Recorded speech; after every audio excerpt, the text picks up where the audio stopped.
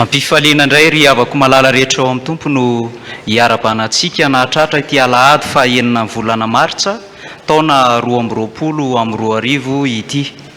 Ity alahady ity dia alahady voalohany amin'ny karemy ary alahady izay hibanjinantsika aloha hevitra vaovao indray manao hoe mamaly ny fahatezerana ny tompo. Ny dekona Sokajy Matoky no manatanteraka ny zara fanompony, ny mitendry kosa dia Andriamatoa Rasoamanana, ary ny mitoriny tenin'Andriamanitra dia Indray Amandray mpitandrina antsika Randrianarsoa Alain. Rehavako malala hiomana ampoam-panahy isika hiatrika izao fanompoam-pivavahana izao, ary ampilaminana sy ampanginana no andeha hionantsika amin'ny tompo. Ampitombona ho aminareo ny fahasoavana sy ny fiadanana amin'ny fahalalana tsara n'Andriamanitra Ray sy Jesosy Kristy Tompontsika. Amen. Andeha hitsangansika hidera sy hankalaza ary amin'ny voninahitra an'Andriamanitra. Ny salamy fahasivy ny andininy voalohany ka hatramin'ny fahaenina, faranana amin'ny andininy fahiraika ambin'ny folo no andeha hiderantsika an'Andriamanitra. Salamy fahasivy ny andininy voalohany ka hatramin'ny andininy fahaenina, faranana amin'ny andininy faharaika ambin'ny folo. Rehefa izay dia ny hira voalahatra, hira fahadimy ambin'ny folo no andeha ho tanterantsika.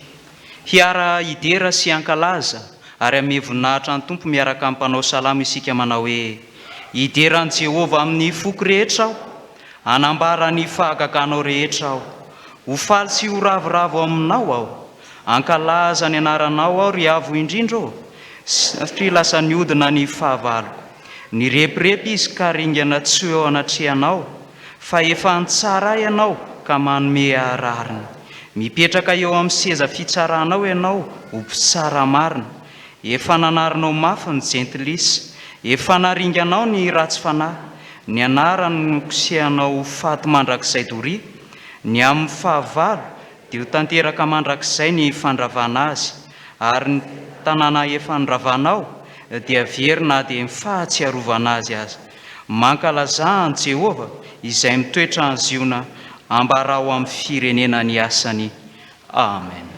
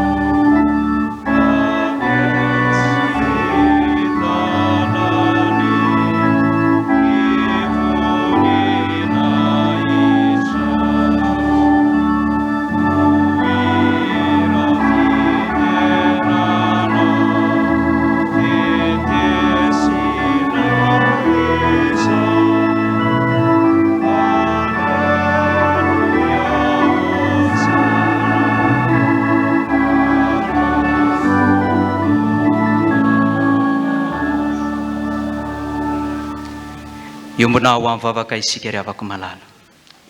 Endreny hafalianay ry Tompo Andriamanitra rainay eo, midera sy mankalaza ary manome voninahitra ny anaranao masina, fa Andriamanitra tsara sady mpanao ny tsara ianao, Andriamanitra masina ianao ka mankahala ny faharatsiana.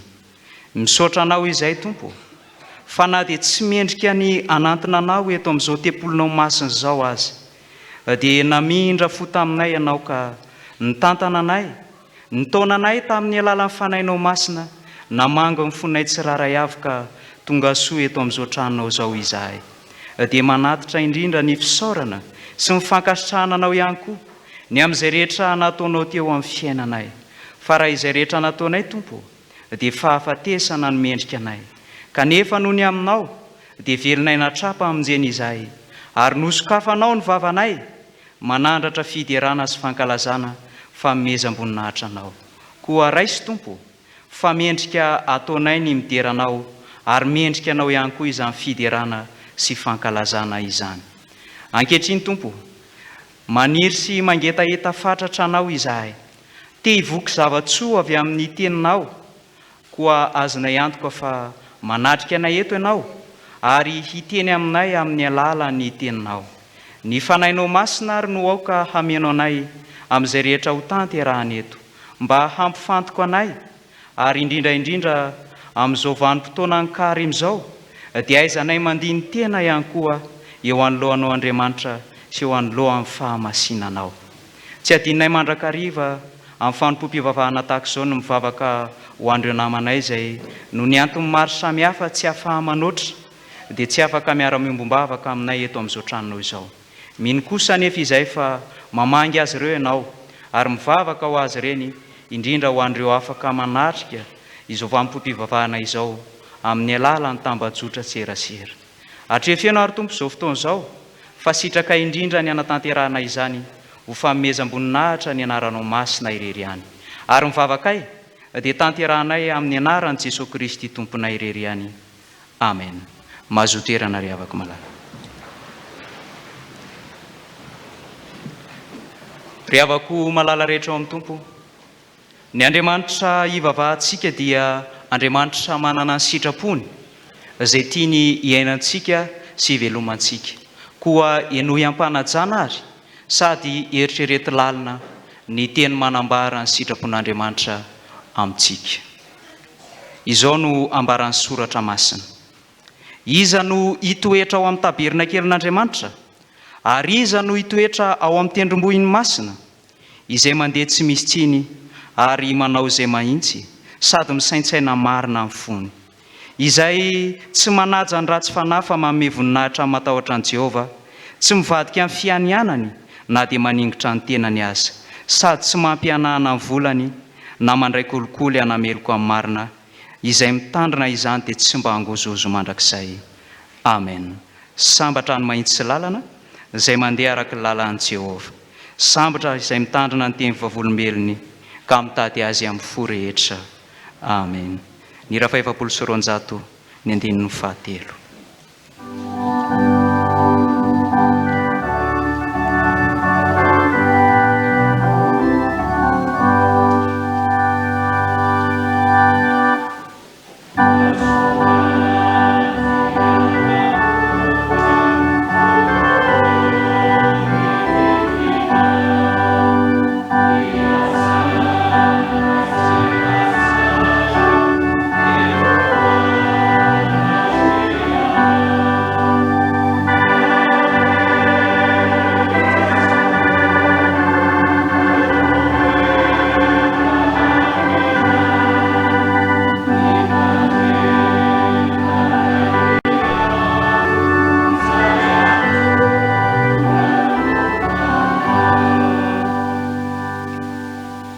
Ry havako malala rehetra ao amin'ny Tompo, eo anolohan'ny sitrapon'Andriamanitra izay nambara tamintsika dia toa mahatsiaro ny tsy fahatanterahantsika isika.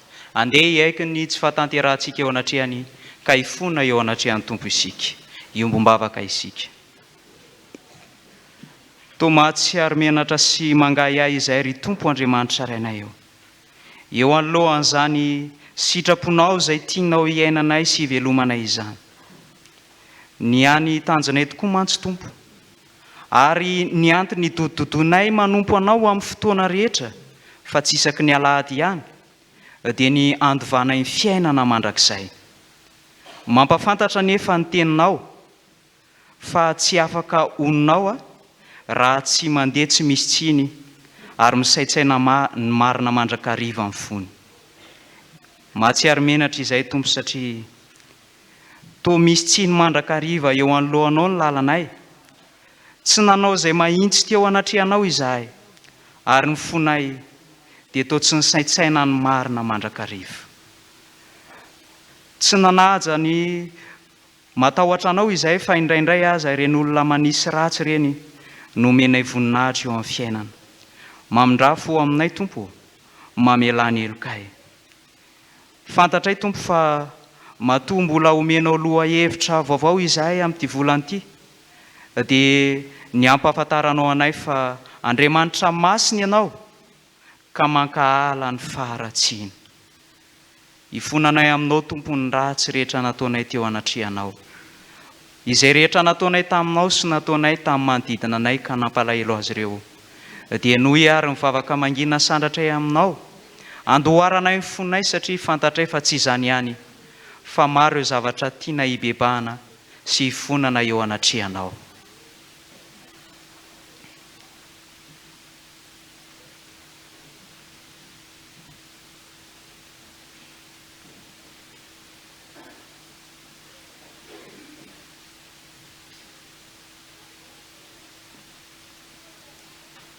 Mandiha ao anatin'ny vanim-potoana ankaremy izay tompo, fotoana indrindra natokana ho amin'ny fandinihan-tena sy ho amin'ny fibebahana marina eo anatrehanao,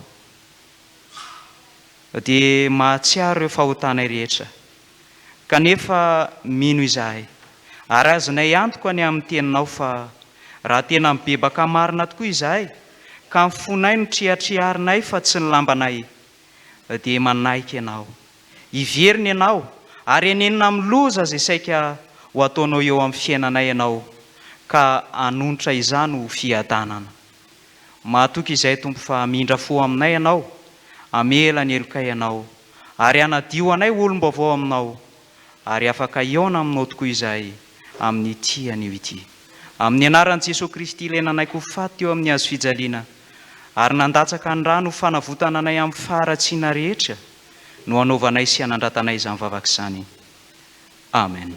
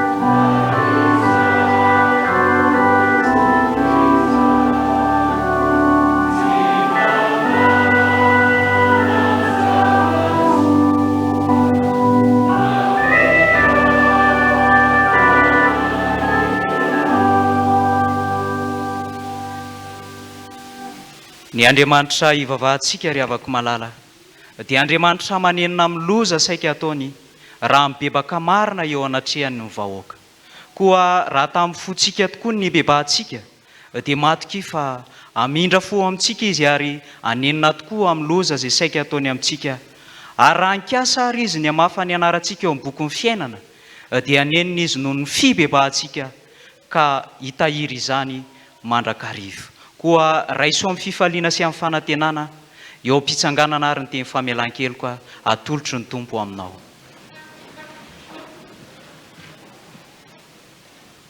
Hoy ny ambaran'ny soratra masina.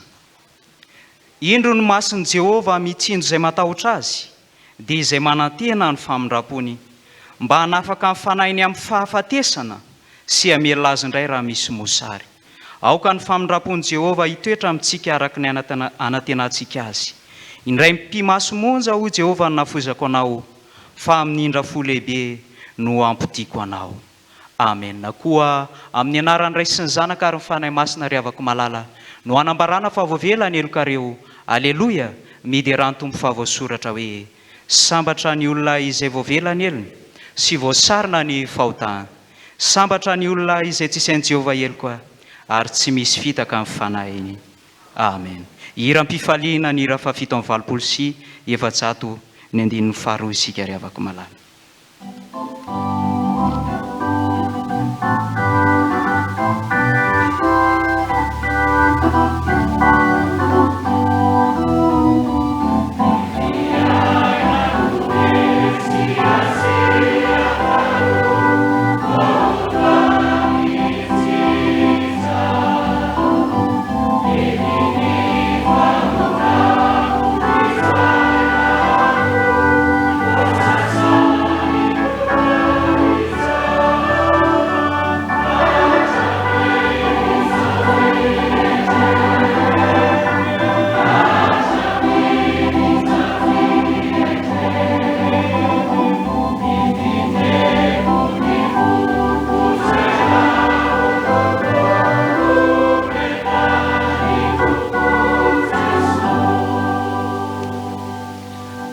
Raha sika antoka ny famonjena azontsika tamin'ny alalan'ny teny izay famelan-keloka nomen'ny Tompo antsika dia tsy menatra ny hijoro vavolombelona isika. Koa andeha hanambara ny finoantsika eo anatrehan'izao tontolo izao isika amin'ny alalan'ny fanaikam-pinoana apôstôlika izay iraisantsika ampino manerana izao tontolo izao manao hoe mino an'Andriamanitra Ray tsy tompanao ny lanitra sy ny tany aho ary mino an'i Jesosy Kristy zanan'ilay tokana tompontsika izay nitorotorona tamin'ny fanahy masina. Nateraky Maria Virjiny, nijaly raha nanapaka amin'ny Pônty Pilato, nombohana tamin'ny hazo fijaliana, maty ka nalevina, nidina tany amin'ny fiainatsita, nitsangana tamin'ny maty tamin'ny andro fahatelo, niakatra ho any an-danitra, mipetraka eo ankavanan'Andriamanitra Ray tsy toa. Avy any no eviny tsara ny velona sy ny maty. Mino ny fanahy masina aho, ny fiangonana masina maneran'izao tontolo izao, ny fiombonan'ny olona masina, ny famelan-keloka ary ny fitsanganany tena maty na ny fiainana mandrakizay.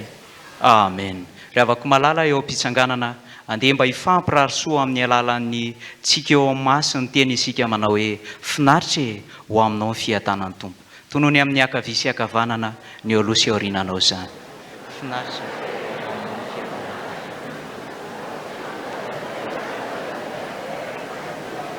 Ho amintsika ny fiatanan'ny Tompo mahazo toerana ry havako malala. Tonga eo amin'ny fotoana izay hanambarana ny raharahan'ny fiangonantsika, angatantsika ny tompona andraikitra natanteraka izany.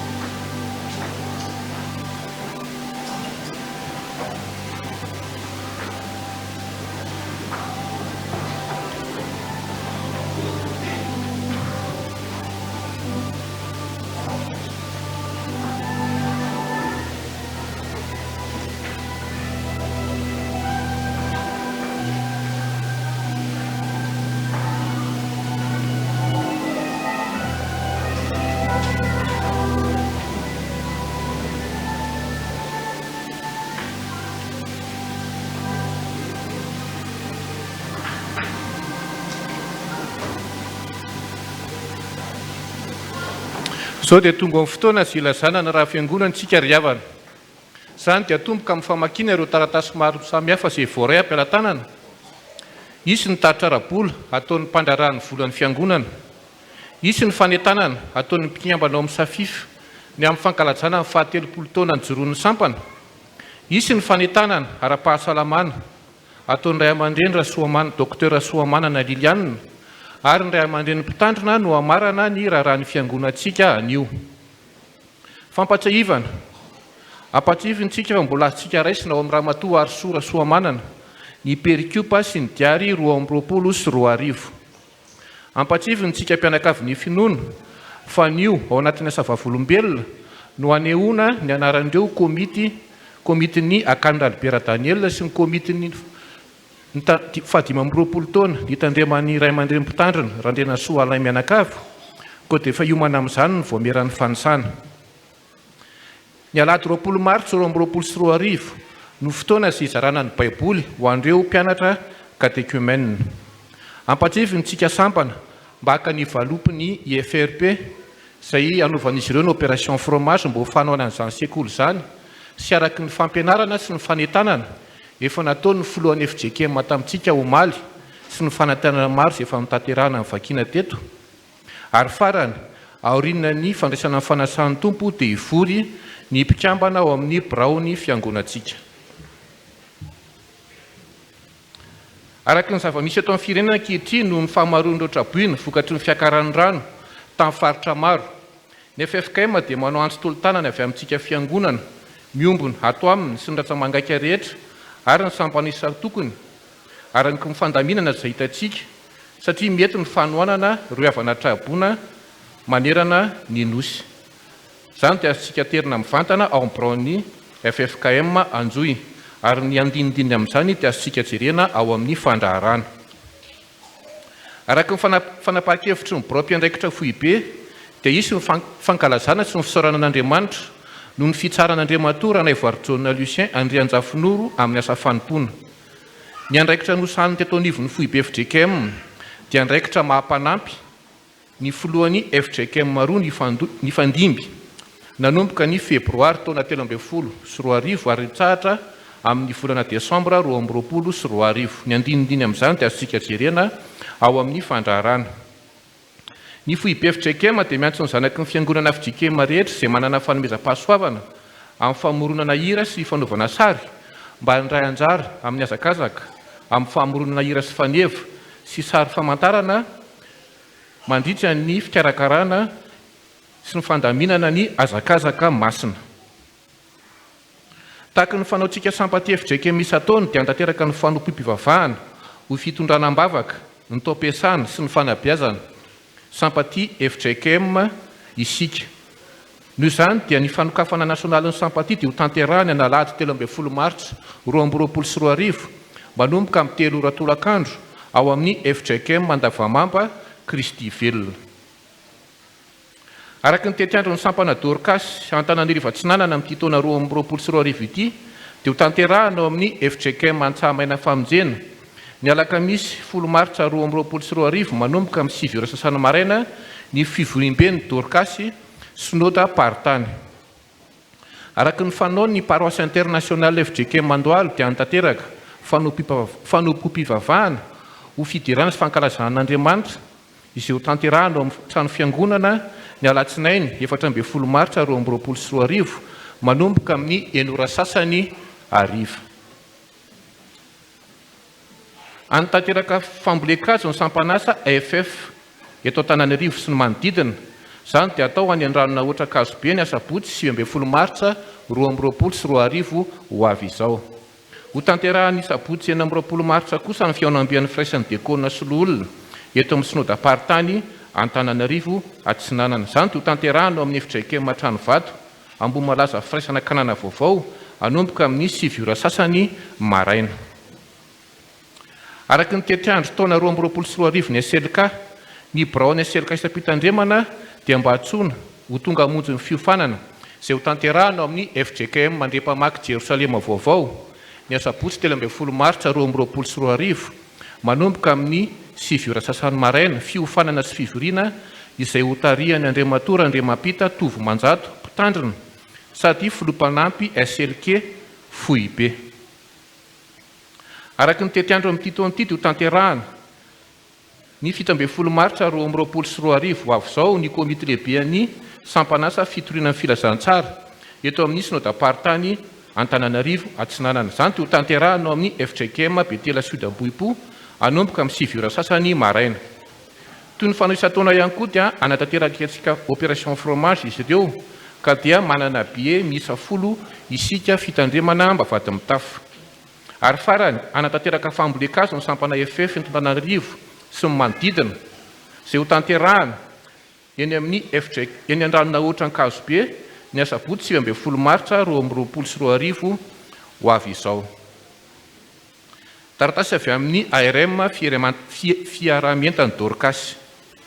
Hiatrika amin'ny fivorian'ny filan-kevitra voalohany sika amin'ny titoan'ity izany ho tanterahana ny alarobia 19 Martsa 2024 manomboka amin'ny 7 maraina ka hatramin'ny 12 ratoandro izay ho tanterahana ao amin'ny FJKM Tranovato Ambatonakanga. Anatanteraka ny andian'ny faharoa amin'ny hetsika fihizahana maso ny fifondronana andron'ny finoana sampaty ao amin'ny Tranovato Ambatonakanga. Ny fotoana voalohany dia efa nitanterahana omaly sabotsy 5 Martsa 2024.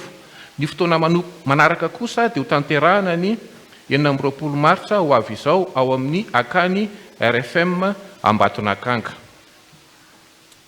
Fifaliana ho an'ny Folosy ny Braon Dorcas efatrano ny manasantsika ho tonga anatrika ny fivoriam-be fiaraha-mivavaky ny Dorcas efatrano izay ho tanterahana ny talata 12 Aprily 2024 manomboka amin'ny 2 ratolakandro eto amin'ny fiangonantsika FJKM Ambavady Mitafo. Avy amin'ny Dorcas ihany hiatrika ny fivorian'ny filan-kevitra voalohany Dorcas amin'ny titoan'ity izany dia ho tanterahana ny alarobia 19 Martsa 2024 manomboka amin'ny 7 maraina ka hatramin'ny 12 ratoandro amin'ny FJKM Tranovato Ambatonakanga arak'izay efa voalaza teo aloha. Ny biraon'ny synodam-paritany Antananarivo Atsinanana Sekolalady sy ny eto amin'ny faritra Varatrandoaly dia miara-batsika amin'ny anaran'ny tompo. Tahaka izao ny tetiandro ny sampana Sekolalady faritra Varatrandoaly. Sabotsy 12 Martsa 2024 fotoana izay anatanterahana ny SAM eto amin'ny faritra Varatrandoaly. Izany dia ho tanterahana isaky ny ivotoerana. Ny alahady 12 Martsa 2024 famangina ny Sekolalady ao amin'ny FJKM Ambohimarina fivavahana. Sabotsy 19 Martsa 2024 tontolo andro ny mpampianatra Sekolalady izay ho tanterahana eny amin'ny Sekoly Viné Ambohimalaza samy mitondra ny sakafo sahaza. Ary ny talata fa 7 Aprily kosa fandraisana ny lisitry ny mpianatra izay anatanteraka ny fanadinana. Taratasy avy amin'ny fitandremana Ambohitrombiavana. Ny fiangonana dia manasantsika iombam-bavaka isoan'Andriamanitra no fandraisan-tanana an'Andriamatora Kotomahandry Jaso mpitandrina mivady izay ho tanterahana eny amin'ny FJKM Ambohitrombiavana ny asabotsy 12 Martsa 2024 manomboka amin'ny 7 sasany maraina. Avy amin'ny voameran'ny fanisana eto amin'ny fiangonantsika. Mampatsiahy ny voameran'ny fanisana fa mitoisaky ny alady voalohany sy ny alady fahatelo ny fikarakarana ny fanavozana ny karatry ny mpandray. Manasantsika mpandray arak'izany hitondra sary tapaka roa sy ilay karatra mavokely ahafahana mandateraka ny fikarakarana ny karatra. Ho antsika izay mila fanazavana fanampiny dia asaina anatona ny voamero amin'ny tokotany ao Atsinanana isaky ny alahady fandraisana. Avy amin'ny AFF ho fanombohana ny taom-piasana 2024 dia anatanteraka androm-bavaka ny AFF. Izany dia ho tanterahana ny 17 Martsa 2024 manomboka amin'ny 7 maraina ka hatramin'ny 3 ao amin'ny akany Radibera Daniel. Mariana fa ny fiangonana manontolo no asaina anatanteraka izany androm-bavaka izany. Taratasy fisaorana avy amin'ny sampana fifoazana. Misaotra ny tompo ny sampana fifoazana ary misaotra antsika mianakavy fa vita soa matsara ny fotoana fifadikanina izay mitanteran'izy ireo ny sabotsy 10 Mars 2024.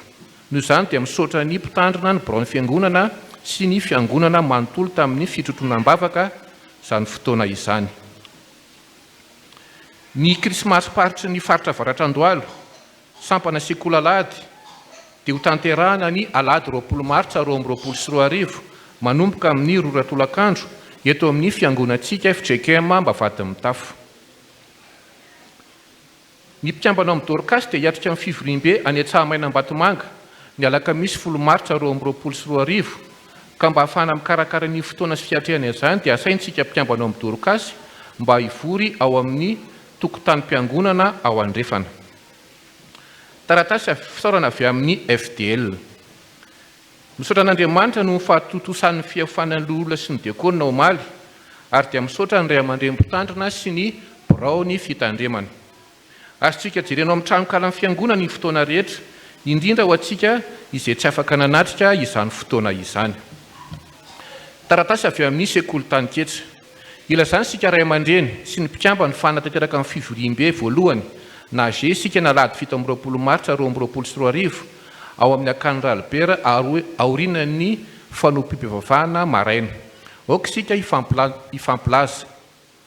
Ampatsivony koa sika mpikambana rehetra mba hijanona aorinan'ny fanompiam-pivavahana maraina mba ahafahana manatanteraka ny fianaran-kira. Ny sampana tanora kristiana dia tsy eto an-toerana ny asabotsy 12 martsa sy ny 13 martsa 2024 izao fanatanteraka fisindana masina eny amin'ny Mamre Ambohinorina eny Sabotsynamehana. Ny fotoana dia ho tarihan'ny ray aman-dreny-mpitandrina Mpizaha Rary Andriana Ambinitsoa Onja. Ampatsivona koa sika mpikambana amin'ny sampana tanora kristiana mba hijanona aoriana fandraisana fanasan'ny tompo mba hanatanteraka famerenan-kira ao amin'ny Petite Salle ao amin'ny Akany Albert Daniel. Taratasy filazana fanorena tokantrano. Ramatora Noromboangy Merline, Ramatora Zanamasy Françoise, Andriamatora Kotoramanana Mamitiana Mivady, Ramatora Maikatsoavana Emilianina, Andriamatora Kotiniana Iva Patrika Mivady, dia fanamanasatsika hiara iombom-bavaka noho ny fanamasinana fanambandiny safiny ny zanany, Rakotoramanana Miary sy Rakotiniana Mampionina Pagiela izay ho tanterahana ao amin'ny FJKM Ziona Fanantenana Ambatobe ny asabotsy 9 martsa 2024 manomboka amin'ny 10 sasany maraina. Ary farandriavana taratasy fisaorana. Ny zanany, ny zafiny, ny fianakaviana manontolo dia maneho fisaorana sy fankasitrahana feno ray aman-dreny mpitandrina ny sampana Dorcas ny mpianakavy ny finoana eto amin'ny fiangonana FJKM Mbavady Mitafo, ny tondram-bavaka tsy nampahera azy ireo tamin'ny namoizan'ny malalany Rasoa Zanamanga Marceline. Tsara levenana amin'ny maty ary enkatra sy voninahitra ny velona. Andriamanitra ny fiadanana manankarem-pahasoavana ny amaly fidianareo. Mialatsiny indrindra amin'ireo tsy tratra antso noho ny afenondrano be loatra. Dia tahak'izay ny raha ny fiangonantsika riavana ho an'Andriamanitra ny voninahitra.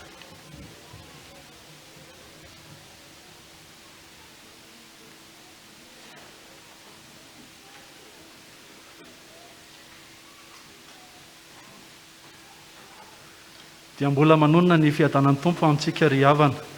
Tahak'izao indray ny fitantanam-bolantsika nandritra ny volana febroary 2020 sy 2020. Teo amin'ny vola miditra dia mitetina 9 179 000 ariary. Vola mivoaka 8 377 200 ariary. Manatombo arak'izany ny vola miditra raha mihoatra amin'ny vola mivoaka, manatombo 801 800 ariary. Raha tambatra amin'ny antanana tamin'ny faran'ny volana janoary izay mitetina 33 938 440 ariary 88 dia manome antanana faran'ny volana febroary 34 740 240 ariary 88. Misongadina anatin'izany dia ny fikojana ny fananany fiangonana sy ny fanamaitisa milaly 21 174 586 ariary ary ny fampandehanan-draharaha 8 942 564 ariary 38.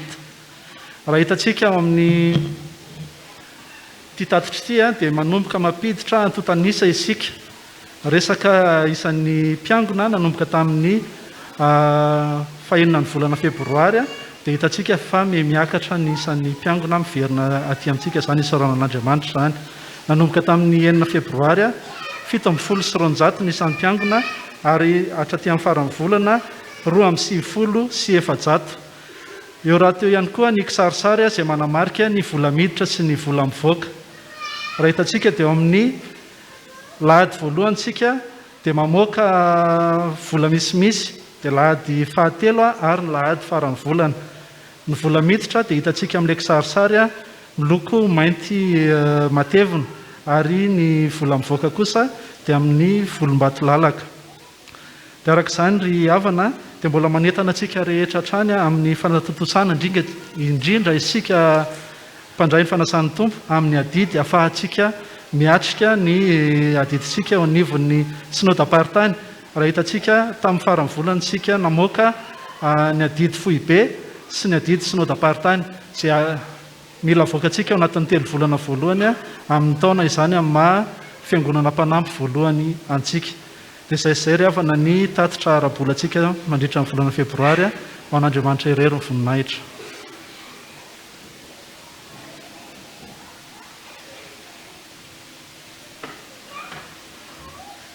Dia mbola manonona ny fiadanan'ny tompo amintsika mianakavy amin'ny alalan'ny sampana fifoazana ambavady mitafo no ijoroako eto.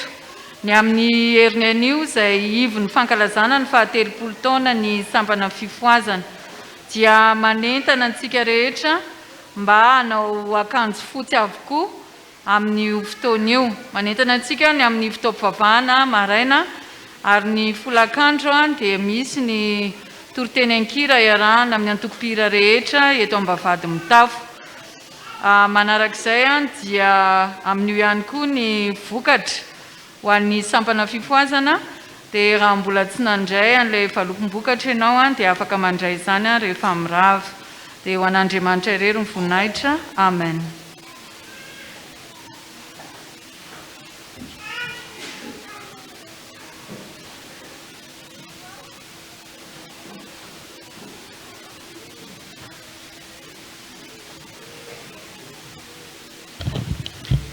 Dia faly miarabantsika indray amin'ny anaran'i Jesosy Kristy tompontsika amin'izao fotoana anatanterahana ny fanentanana ara-pahasalamana izao.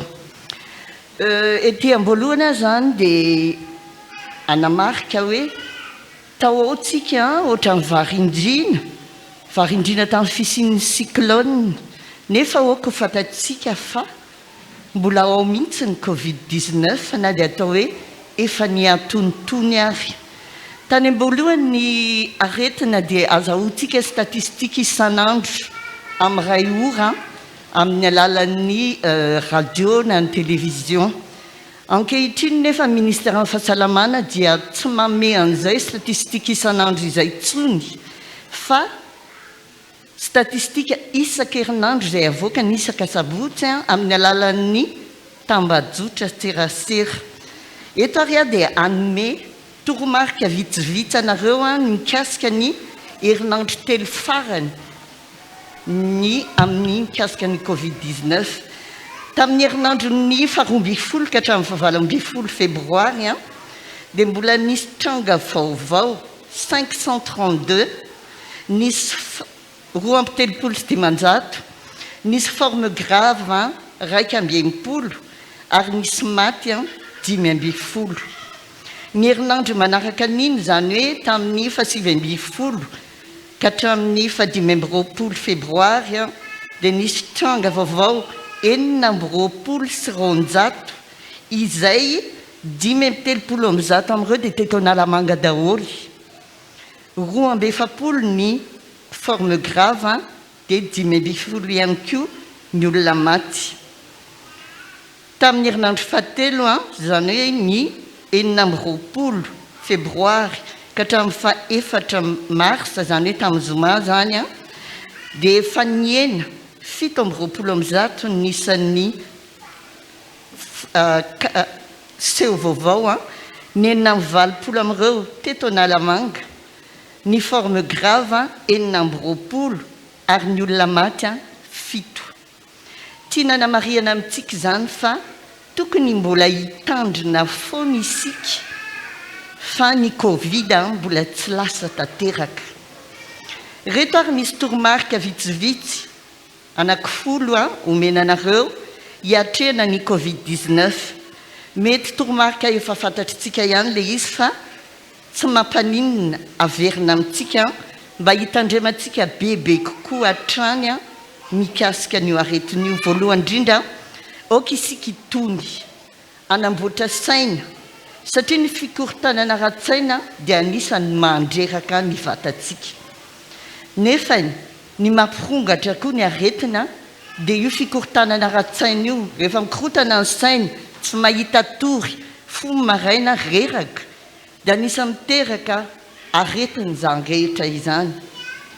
Faharoa manaraka an'izay vao misy soritra aretina dia oka nantona mpitsabo na dia hoe soritra aretina tsotsotra mety tsoeritreretintsika hoe covid, mety hoe reradreraka, mety hoe manavinavy kely, serisery kely dia aleo manantona mpitsabo foana fa izy reriany ny afaka anao diagnostika hoe tena covid marina ve io sa tsy. Fahatelo a arao tsara ny torohevitry ny mpitsabo, tena rahana amin'ny tsaka ny sy andavany fa misy olona aloha voalohany indrindra tsy tia manantona mpitsabo zany fa nefa ny tena ilaina le izy zay fanaovana kitoto zay a mahatonga an'le izy a iombo ao anatin'le marary. Fa efatra hoanina ara-dalàna ny fanafody. Le hoanina ara-dalàna zany a misy karazana fanafody maromaro omen'ny mpitsabo amin'ny traitement na covid-19. Neny sasany a raha vao mangidy le fanafody aloha dia efa tsy hoanina na raha mihinana izy dia roa andro telo andro dia ajanony fa niatsara izy. Fa matoa ny mpitsabo miteny hoe ty 5 andro ny mihinana an'ity dia taperina 5 andro fa tsy rehefa tsaratsara dia ajanony. Zay ny mikasika an'le fanafodina covid-19. Fa ho an'ireo olona taizana aretina ihany koa ohatra ny misy diabeta na misy fiakaran'ny tosidra dia mbola tohizana ara-dalàna foana ny traitement ny diabeta sy ny HTA. Mereza misotro rano ary raha afaka atao a dia rano mafana. Za kory tsy miteny hoe tena mamay be foana, raha ny andalana any tsika tsy ahita rano mamay be fa metimety tsara mihitsy hoe mitondra rano mafana miala ao an-trano a dia any am-pandehanany any mety efa matimaty fa tena mahatsara ary tena misotro arak'izay tratra. Ajanona kely marina fa efa miverina me mafana ny andro a fa ajanona kely ny jus glacé fa tena tsy mety amin'ny fahasalamantsika izany. Fahafito a azafady faheniny aloha misakafo foana na dia malaiko manary na dia hoe tena tsy mazoto ary miezaka na dia bitika kely ary a hoe mihinana sakafo na dia voankazo sy légume fotsiny ary le sakafo fa tsika manko raha hoe andao isakafo dia vary sy laoka izay fa mety na légume sy voankazo fotsiny ary fa io ny ahafahana manohitra ny aretina. Fafito ilaina ny mitaninandro fa le herin'ny masoandro iny zany a mampavitrika atsika nefa le mitaninandro a le voamaraina ny tsara le taninandro maraina iny fa tsy le amin'ny 1:00 na amin'ny 12:00 so tratra ny coup de soleil indray fa ilaina le mitaninandro a dia atao isanandro arak'izay ahafahana manao azy. Fahavalo azadiny ny ady gasy. Le ady gasy tiako tenenina eto a dia le mievoka, le misotro dité sakamalao mafanafana, misotro jus ana citron tsy atao raha mangatsiaka akory natao glacé dia zara raha asiana siramamy. Ny tongolo, mihinana tongolo tsakotsakoina na tongolo oignon io na tongolo gasy. Fasivy azadino ajaina foana ny fepetra ara-pahasalamana dia ny arovava sy ny orona zany, ny mielanelana ray metatra dia zay rehetra tokony atao amin'iny ara-pahasalamana iny ajaina daholo. Misy olona manko zatra ohatrany hoe manao arovava sy orona izy dia sepotra dia le orona tsy ao anatin'le arovava sy orona fa te avelany fa hoe sepotra. Nefa ntsika raha miaina ny orona mandray ny respiration antsika zany hoe miditra amin'ny orona le aretina dia izay zany tokony arahantsika ara-dalàna. dia ny farandrindra ny fahafolo nefa tsy ny kely indrindra miresa amin'Andriamanitra mahereza mivavaka ankino amin'Andriamanitra ny fiainanao ny aretinao sy ny ankonanao fa miainanao Andriamanitra ary amaly vavakanao amin'ny anaran'i Jesosy Kristy amen.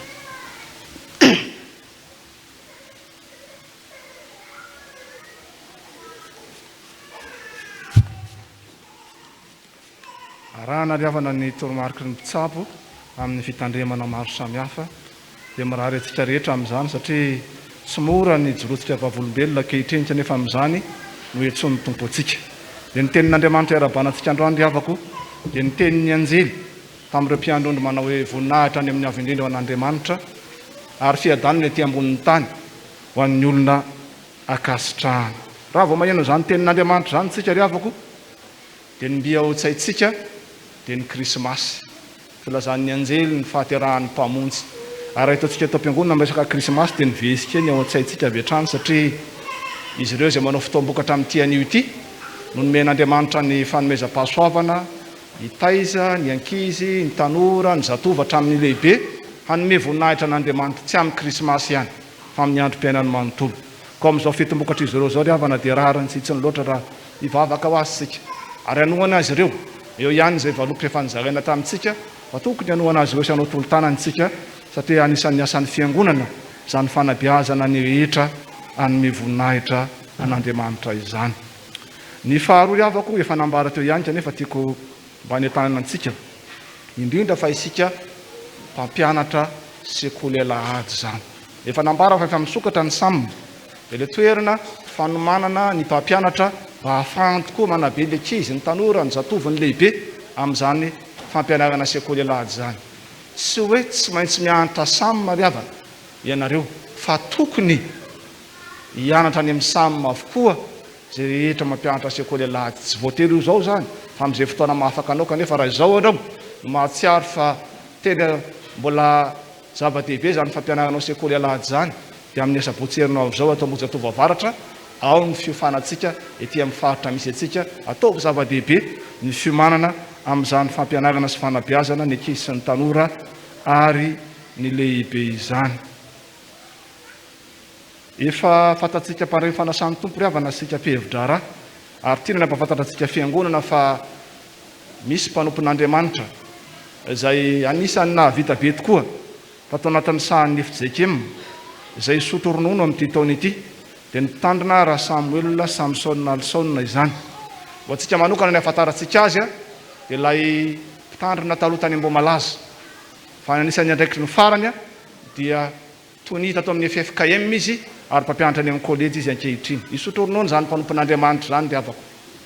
Ny mpitandrina rehetra dia misy fiangonana izay mikarakara ny fisolononony fa ity avantsika ity dia mpiaso eo ambonana izy izaho sy anao no tanan'Andriamanitra anao anazy dia manentana antsika riavana mba hitondram-bavaka zany fotoan-jaobily zany ary anohana misy ny valopy izay entin'ny komite any amintsika eny fa misy ihany koa izay tiatsika mba ho atolotra anohanan'izany asa masina izany mba ho tena amin'ny fifaliana no marana ny taom-panompony amin'ny faran'ny taona fa tsy amin'ny fisian'ny taona. Dia tsika eto mbavadin'ny tafo manokana riava dia nitain'ny tompo satria amin'ny alahady faharoapolo ny volana martsa ho avy izao dia ho avy eto amintsika izy telo mianaka. Izy mitondra ny afatr'Andriamanitra amintsika dia io fotoana io ndeha ho ararotintsika tsara mba ho akasitrahantsika izany ray aman-dreny izany dia ho avy eto izy ireo dia mba samy miomana daholo tsika fiangonana manontolo itika sampana sy ny fikambana isika vao miara maro samihafa raha tsy mangaika eto anatin'ny fiangonana mba samy hanomana izay hoe tsika manohana izany mpanompon'Andriamanitra izany dia tahaka ny fanaontsika moa riavana dia atao amin'ny fandrarana atao andrefanato ao ny anolorantsika dia tsarovy riavako fa zay rehetra ataontsika amin'izany ray aman-dreny izany dia tsy ho azy ihany akory fa tena ataontsika ao an'Andriamanitra sy ny fitoriana ny filazantsara izany. Fa anio ihany koa riavana dia tena andro miavaka loatra amin'ity anio ity. Mbo manasa anareo hoe zay bebe rehetrarehetra mbo mitsangana hoe zay bebe rehetrarehetra tompoko aloha za mitsangana fa za tsy sady tsy dadabe tompoko zay bebe rehetra grand-mère rehetra mba mitsangana misy mbola tanora kely izy zany ivenao fa grand-mère sady dia miaravanareo renibe riavako fa anio no atao hoe fetinareo renibe azonareo tsara zany ry zanako isany a fetin'izy androany fetin'ny mami aza mitabataba fetin'ny mami ony rehefa fetin'ny mami tsy mitabatabitsika dia miarabanareo ray aman-dreny fa tena hafa tokoa zany hoe mananjafy kely zany indrindra fa tsony hoe mami zany dia miarabanareo zay ary dia ny tenin'Andriamanitra zay hitana miaraba sy miraha soanareo dia izay voalaza ato amin'ny Isaia ato amin'ny bokin'ny Isaia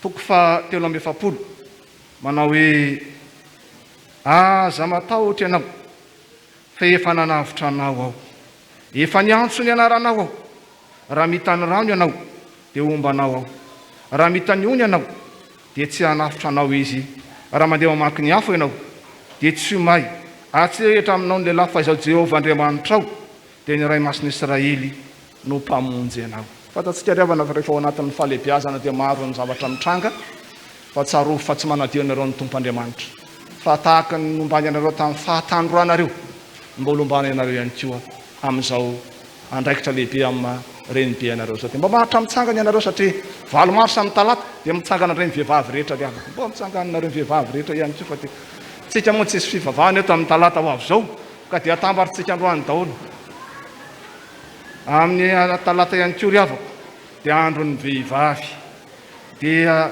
ny afatr'Andriamanitra izay omena anareo vehivavy dia izao manao hoe iza no mahita vehivavy tsara ny zana mitsangana ka midera azy hoe sambatra ny lahy koa mitsangana ka midera azy hoe maro ny zazavavy nanao soa fa ianao manoatra no izy rehetra. Toavin'ny Tompo aminareo tokoa ane izany tenin'Andriamanitra izany ka tsy arovanareo fa ianareo vehivavy kristianina dia navahan'Andriamanitra tamin'ny maro tokoa satria ianareo ny tanan'Andriamanitra ao anatin'ny ankonana sy ny firenena anao soa sy hampandroso ny ankonana sy ny firenena dia miraha soa anareo mandrakariva na ianareo grand-mère zany na ianareo vehivavy ivavaka isika.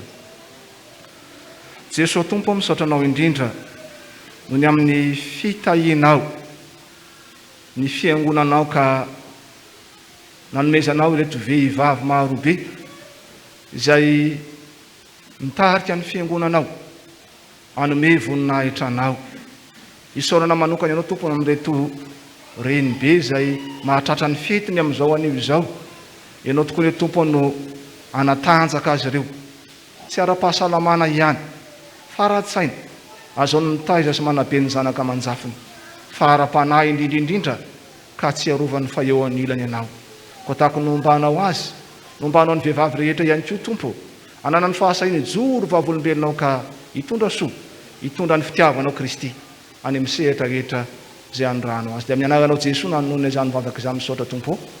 Amen. Izay le lasan'ny zanaka dia mba hitehaka ao anareo.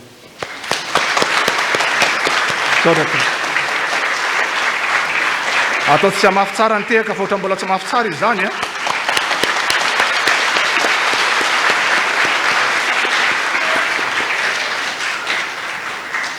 Nisy ankizy kely nanafatra tany ampidirana hoe any an-trano ny kadao amin'ny mami dia ampitaina ihany moa zany riavaka fa dia miraha soa anareo mandrakariva ao anatin'izany fitahiana omen'Andriamanitra antsika isan'andro izany. Farany riavana kanefa tsy ny kely indrindra fa nompon'Andriamanitra izay nitahiny manokana mahatratra ny tsingerin-taonany amin'izao anio izao ka manantanteraka rakim-pisaorana ao amin'ny obolana faraka amin'ny 320 manao hoe ery sy voninahitra no hitafiako ary ny andoko ho avy dia iomehezako manolotra rakim-pisaorana vola 2,3 ariary ny 4 dia ho an'ny mamre ny 4 ho an'ny fifoazana ary ny 4 ho an'ny pasteur. Mpanompon'Andriamanitra ihany koa riavako nandray fitahiana avy amin'Andriamanitra rakim-pisaorana avy amin'ny fianakaviana raha maro bandro 1,000 manolotra rakim-pisaorana vola 4 ariary ho an'ny fiangonana eto Ambavahadin'ny Tafo. Dia hivavaka isika rehetra riavako. Tompo misaotra anao indrindra izahay fa eniky ny fahasoavanao ny fiangonanao fa indrindra mbola ny tamanokana ireo zanakao ato anatin'ny fiangonana ianao Tompo ao ny natsiarovan'ny fitantananao teo amin'ny androm-piainana ao ny mahatratra ny tsingerin-taonany amin'izao anio izao ianao ny Tompo nomba azy ireo mandrakariva ka hanamafy orona ny fononao anatiny atokiny fa tena momba azy anao Jesosy tsy amin'izao tsingerin-taona an'izao ihany fa amin'ny andro ny mpiaina ny manontolo fa ianao koa ny tompo no momba ny fiangonanao rehetra atsiarovanay fa isan'andro izay dia tahinao ko ampianaro zay tompo ahisaotra anao amin'izay rehetra nytahinao anay fa indrindra amin'ny fiainanay manontolo dia amin'ny anaranao ry Jesosy Kristy tomponay lelohan'ny fitahina sy ny fahasoavana ametrahanay reto mpanomponao anatanteraka arak-pisaorana sy ny fiangonanao no anoana izany mivavaka izany amen dia ho an'Andriamanitra ny hariavana ny voninahitra fanifanahy masina kosa ho amintsika rehetra fa maromaro ihany ny nambara teo dia mba hitarika atsika amin'izay rehetra tandrify antsika hoe tsika manome voninahitra an'Andriamanitra.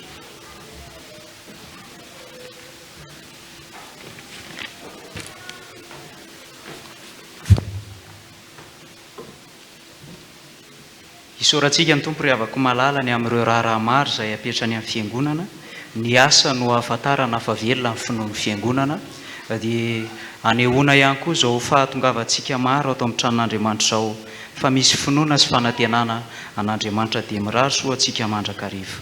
Anohy ny fanompom-pivavahana isika ary andeha aseho antsika amin'ny endrika hita maso ny fanavaozantsika amin'ny fanoloran-tenantsika dia nirakitra izany.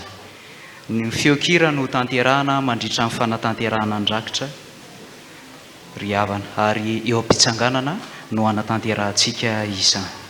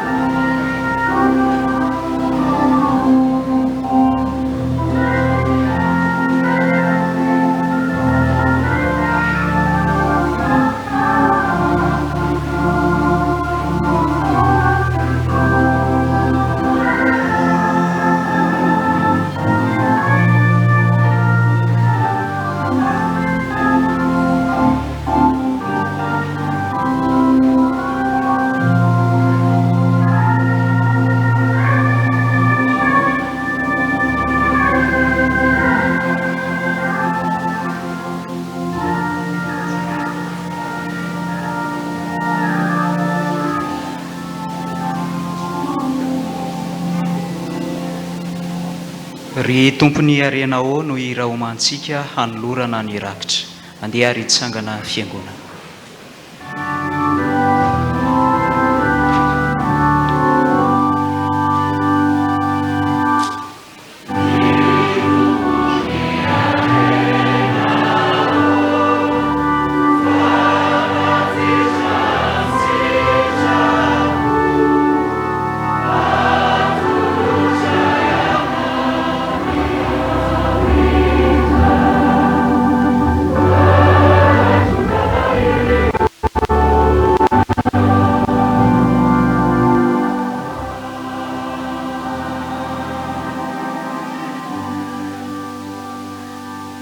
Azo toerana amin'ny fiangonana.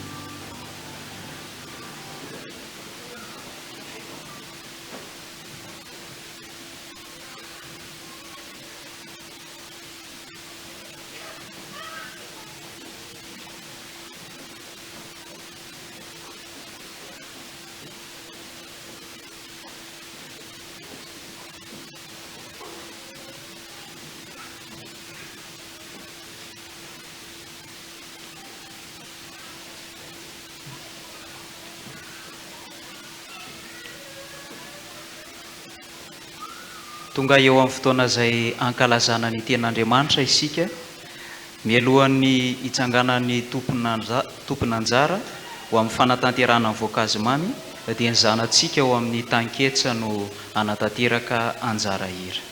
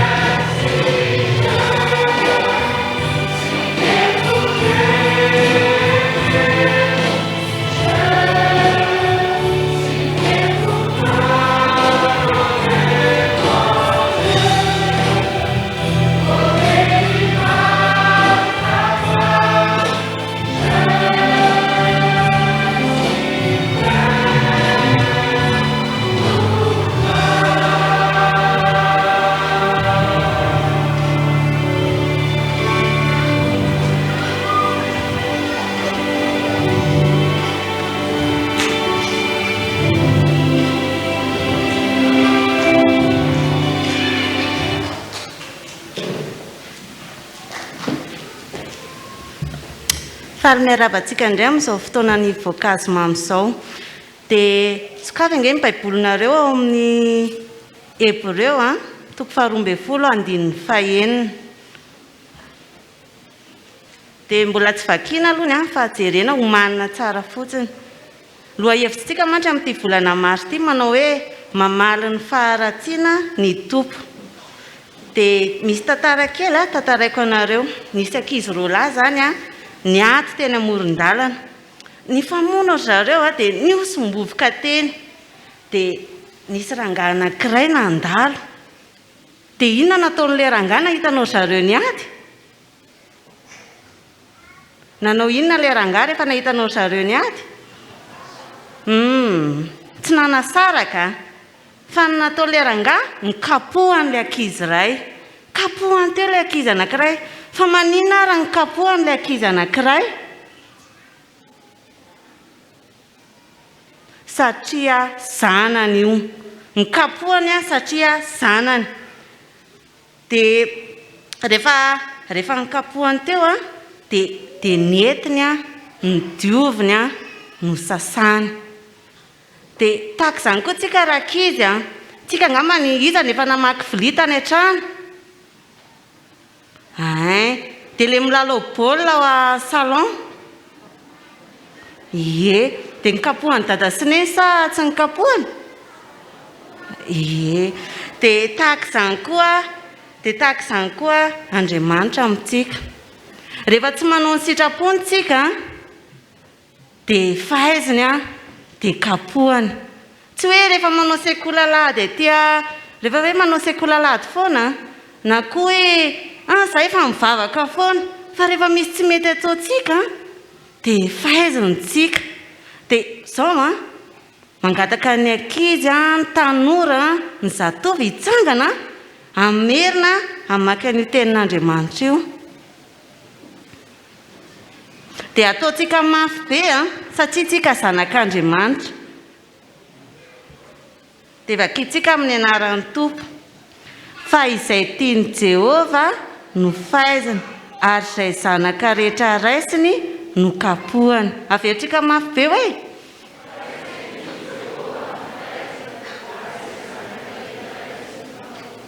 Hébreu 12:5. Dia ho an'Andriamanitra rery ihany ny voninahitra. Mahazo toerana. Mialohan'ny hitsanganan'ny mpanompo ny vavaka sy hamaky misesy ny soratra masina dia ny hira fahafolo sy roanjato ny andinin'ny voalohany sy ny fahatelo. Andeha ry havako malala mba hamparisitrisika azy dia ataontsika amin'ny fifoazana izany hira izany. Hira fahafolo sy roanjato ny andinin'ny voalohany sy ny andinin'ny fahatelo.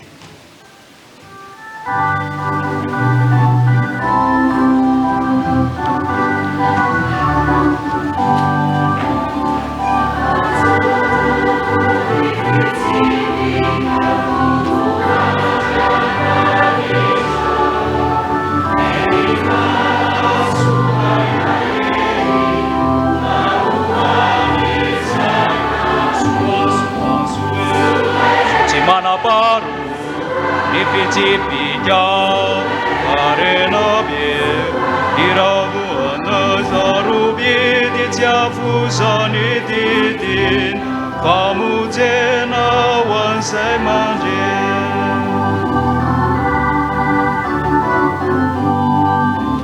Majiniza Nefauni denina Sifani lunitu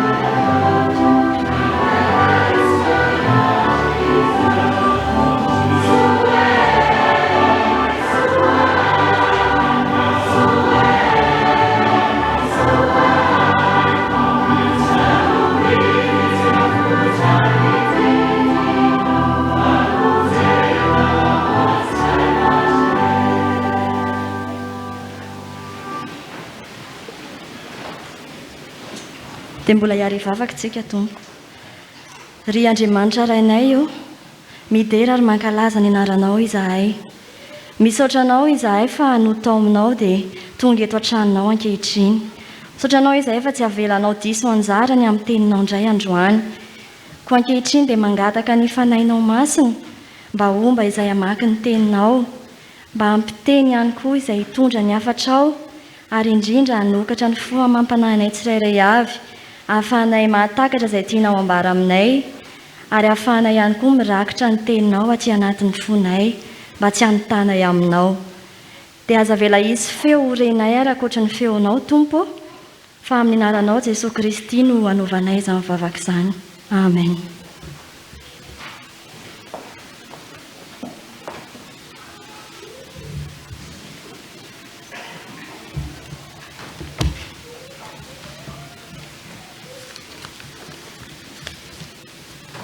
Ny soratra masina hovakina amintsika anio dia hita ao amin'ny boky Genesisy. Genesisy toko faha 7 andiny faha 4 ka hatramin'ny faha 7.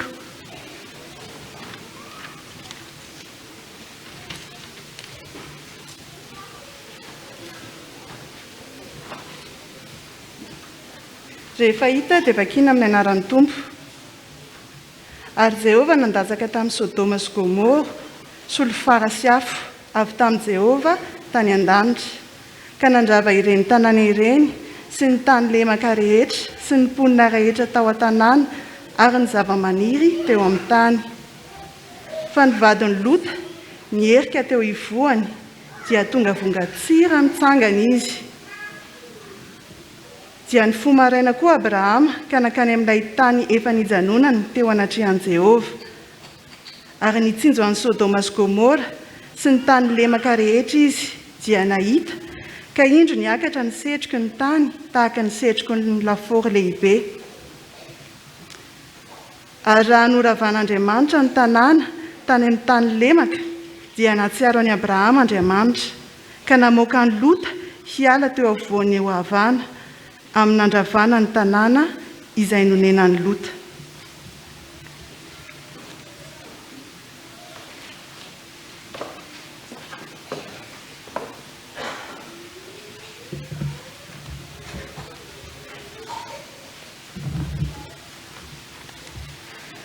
Filazantsara nosoratan'i Jaona toko faha 5 andiny faha 420 hatramin'ny faha 720.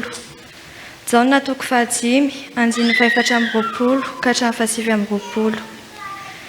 Lazaiko aminareo marina dia marina tokoa izay mandre ny teniko ka min'izay naniraka no manana ny fiainana mandrakizay ka tsy veloina, fa tafafindra ny ala tamin'ny fahafatesana ho amin'ny fiainana izy.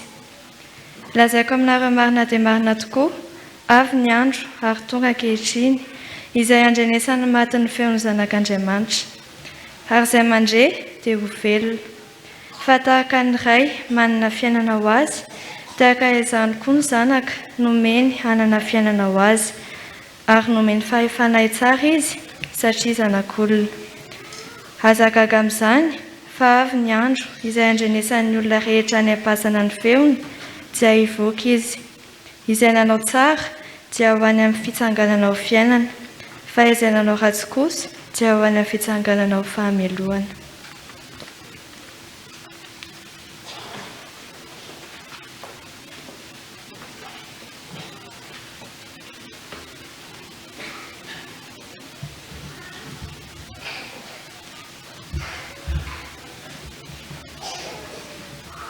Epistily faharoa nosoratan'i Petera.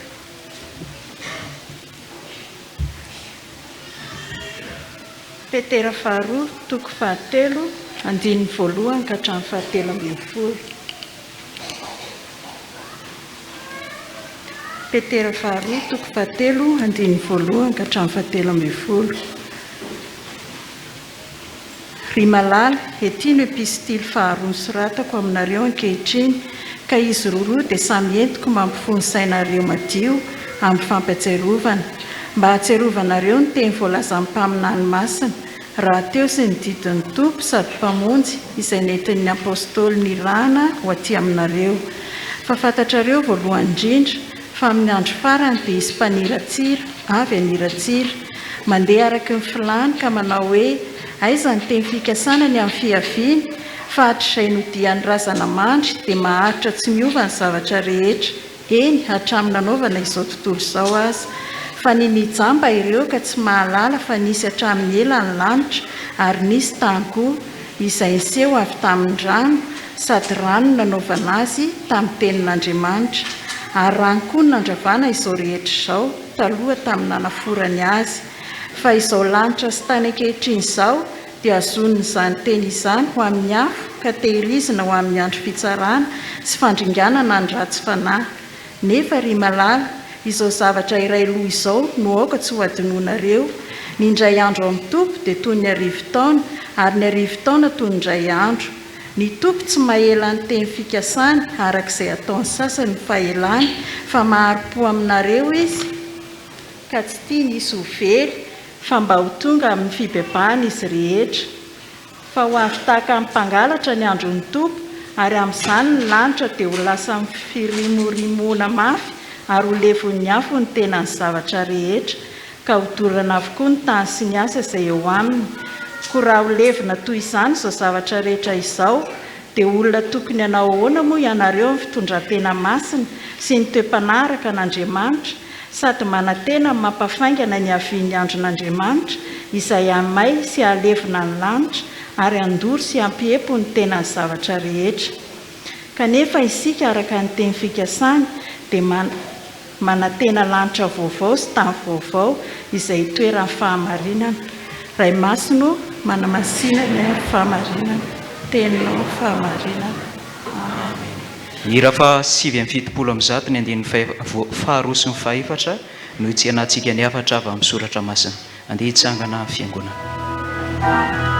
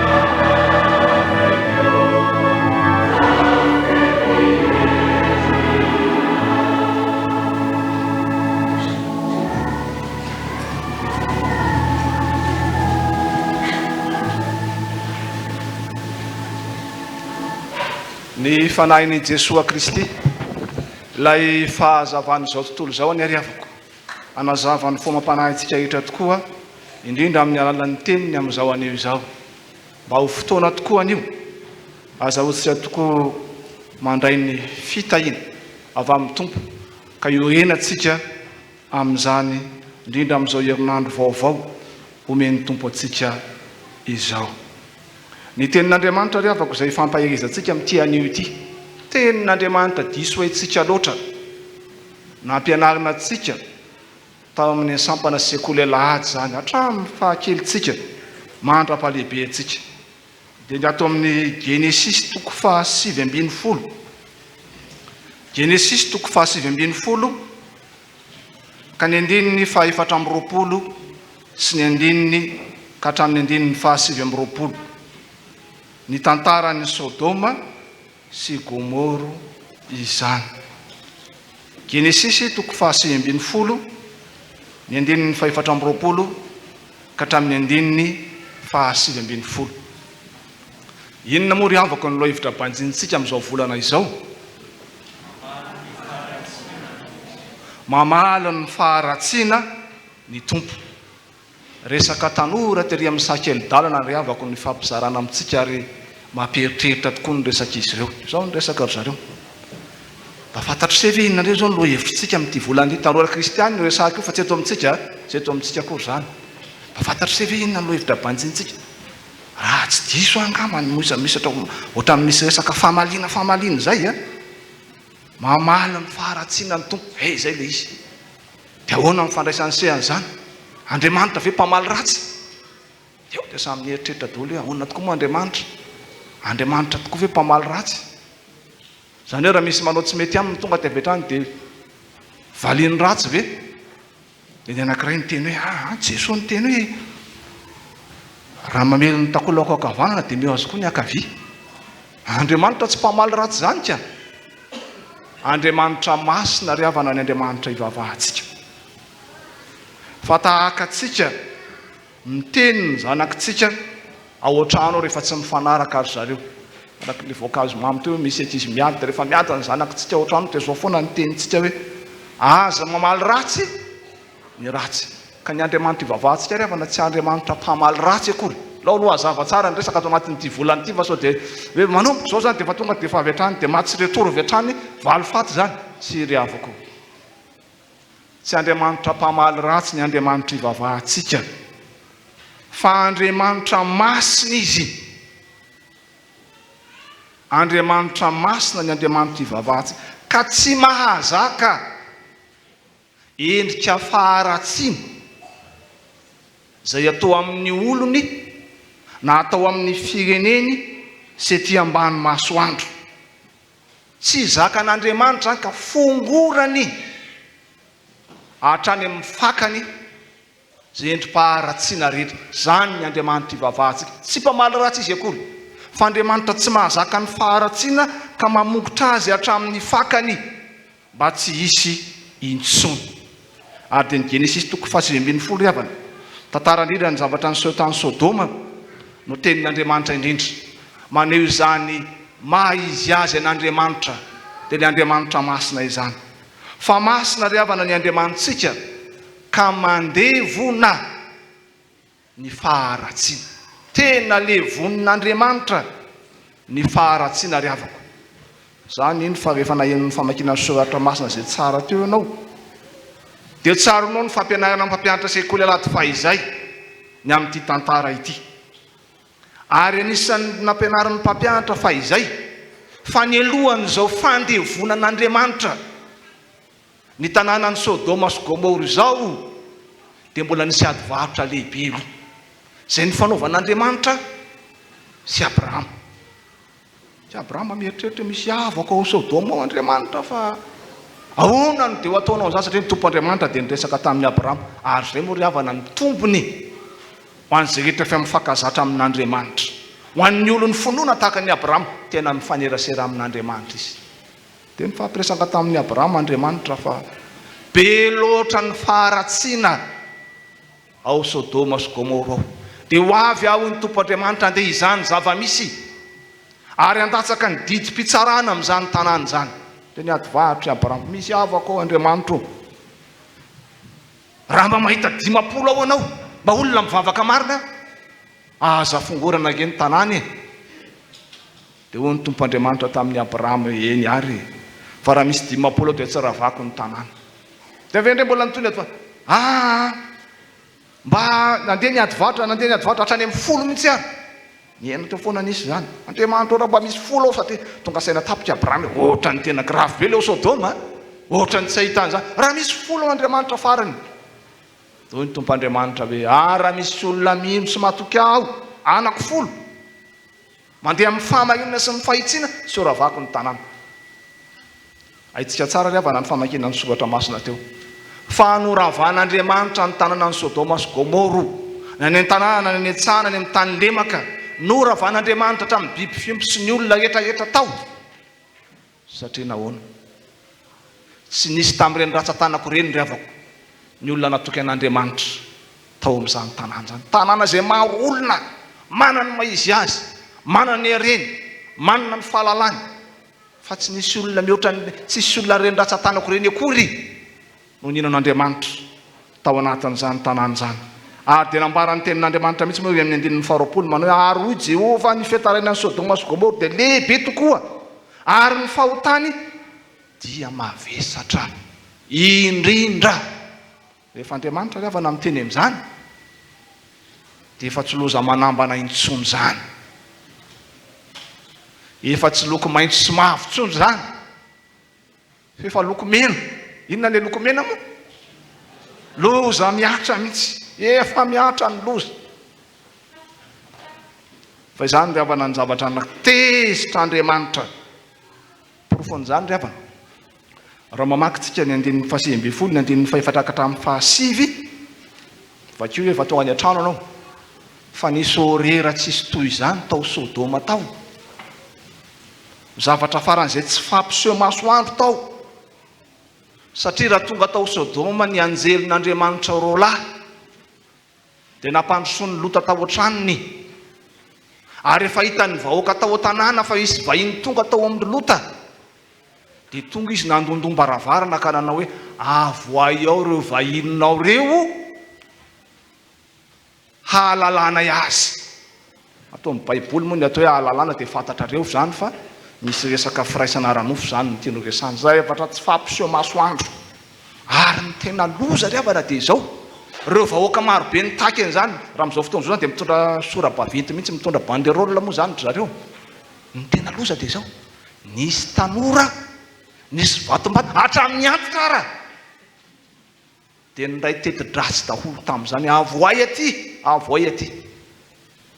Ry havako malalo amin'ny tompo, fahalozany izany.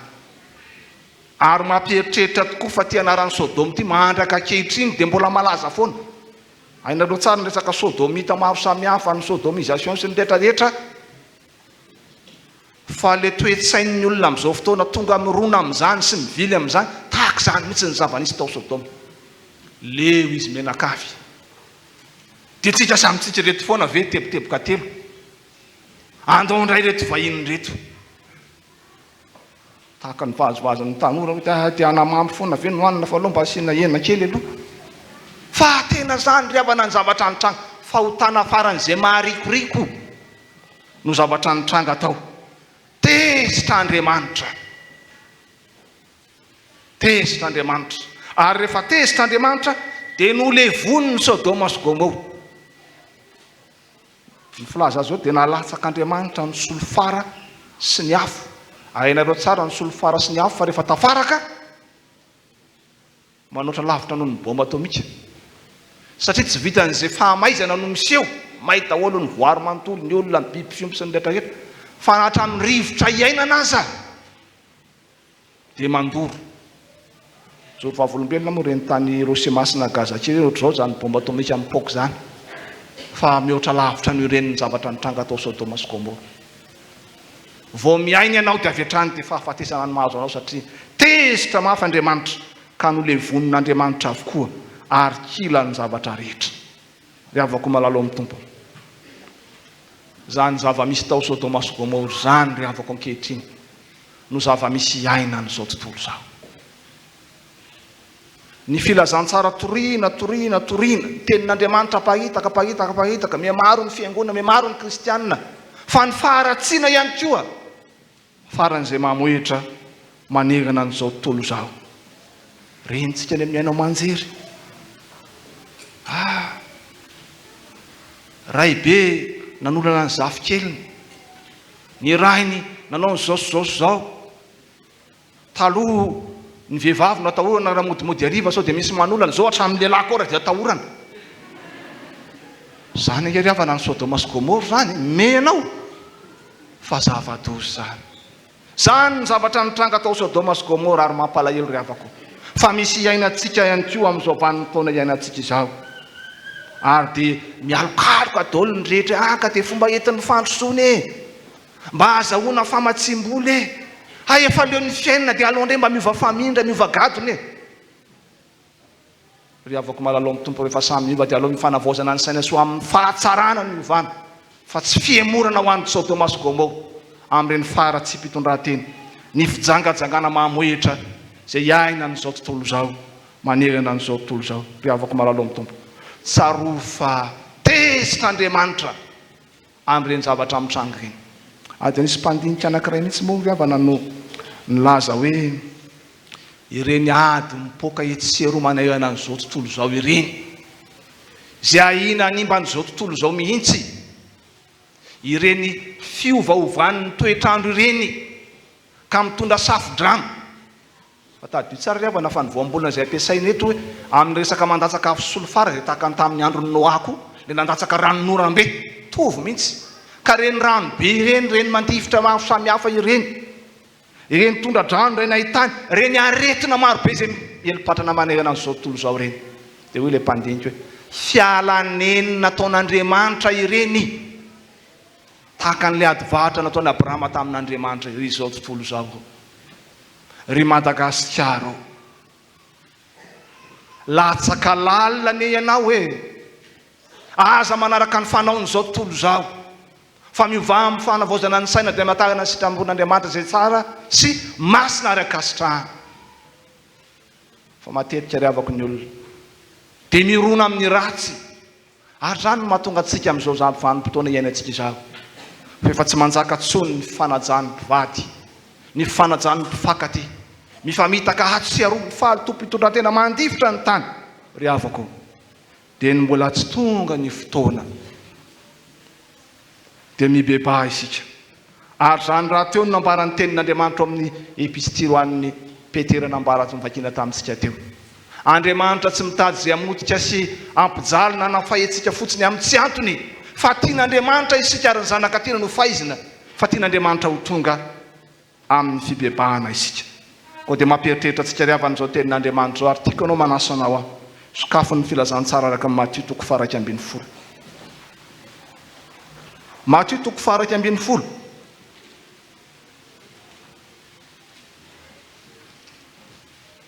Ka ny andininy 20 sy ny andininy 17.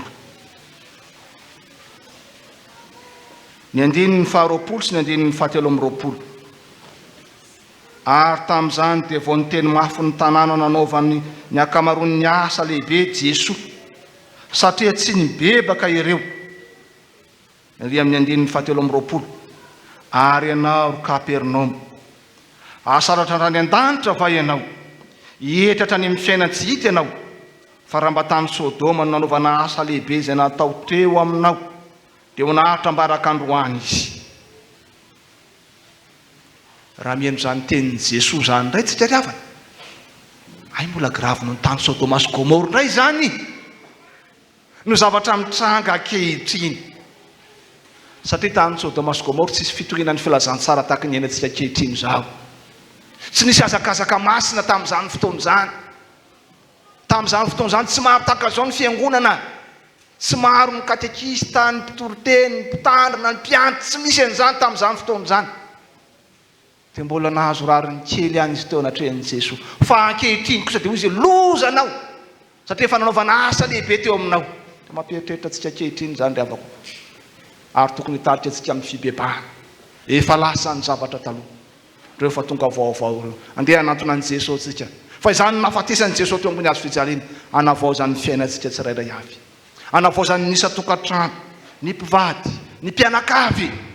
Mba lasa an'izay tokoa ny ratsy rehetra fa lakolosy fanairana antsika. Izao tenin'Andriamanitra izao fa masin'Andriamanitra ka mandevona izay rehetra faharatsy. Ary rehefa mandevona ny faharatsy n'Andriamanitra nataony tahaka ny tany Sodoma, tsy ny olona ihany no levoniny, fa hatramin'ny voary manontolo ary dia no levonin'Andriamanitra avokoa. Ry havako, mampieritreritra tokoa izany. Fa ny tsy fankatoavana ihany koa ny tenin'Andriamanitra ry havana dia mahatezitra an'Andriamanitra. Fa raha mijery ny andininy 520 tsika dia hitantsika tsara eo fa ny vadin'ny Lota izay efa nanarina sy nitenen'ny anjely hoe efa mandeha ianareo dia aza maninona, aza mierikerika izany mihitsy. Dikan'ilay aza mierikerika dia zao rehefa mba miala amin'ny ratsy ianao dia izay mitodika ndre te alako ve ny afindrafondrao, dia ho avelako ve ny akamo. Fa rehefa miala ianao izy dia miala tanteraka. Fa eto ny vadin'ny Lota tsara loatra matsy ny tanànan'ny Sodoma. nafinaritra loatra tsy mba nivandreditsony manifika atao fa isan'andro manifika foana dia nyheritra ihany izy vadika vongatsika izay avako malalo amin'ny tompo mampieritreritra zany tenin'Andriamanitra zany fa ilota sy ny fianakaviany dia navotan'Andriamanitra kanefa tsy nakatony tenin'Andriamanitra raha matoa lay tompo tsosy fitahiana tokony men'Andriamanitra azy dia navaditsy Andriamanitra loza ry avako malalo amin'ny tompo ny tsy fankatoavana ny fivadiam-pitokisana indrindra fa ny fanekena izay natao teo anatrehan'Andriamanitra dia mariky ny tsy finoana zany ary ny tsy finoana dia mira loza sy ozona izay lehibe lavitra noho ny fahotany tao Sodoma sy Gomora. Ny fahotana izay lehibe noho ny tao Sodoma sy Gomora dia ny tsy finoana sy ny tsy fankatoavana an'Andriamanitra sy ny teniny ekena teo anatrehan'Andriamanitra. Dia mampieritreritra antsika rehetra zany ry havako, sika ray aman-dreny, sika mpandray fanasan'ny tompo, isika mpihevidrara, isika rehetra miaraka eto dia mampieritreritra tokoa zany tenin'Andriamanitra zany. Firifiry izay ny tenin'Andriamanitra no enisitsika, ny fampizarantsika, ny anarantsika firy tamin'ireny nankatoavintsika, fa ny tsy fankatoavana ny tenin'Andriamanitra dia loza zany. Tsy ny habetsaky ny tenin'Andriamanitra are zany sy hay sy ny anarana no mahatonga any amin'ny fanjakan'ny lanitra, fa ny fankatoavanao ny tenin'Andriamanitra zay renao sy anaranao. Fa ny faharoa havako dia izao, Andriamanitra masin'Andriamanitra ivavahantsika, Andriamanitra marina izy ka mamaly soa izay mankatoa azy, mamaly soa izay mankatoa azy. Dia eto dia manamafy zao tenin'Andriamanitra zao ry havana, fa Andriamanitra tsy mpanao revansa akory ny Andriamanitra ivavahantsika ka hoe voanao atamin'ny alefa anany retory rehefa avy eo, fa ny Andriamanitra ivavahantsika dia Andriamanitra mpamaly soa hatramin'ny ratsy ara dia valian'Andriamanitra soa.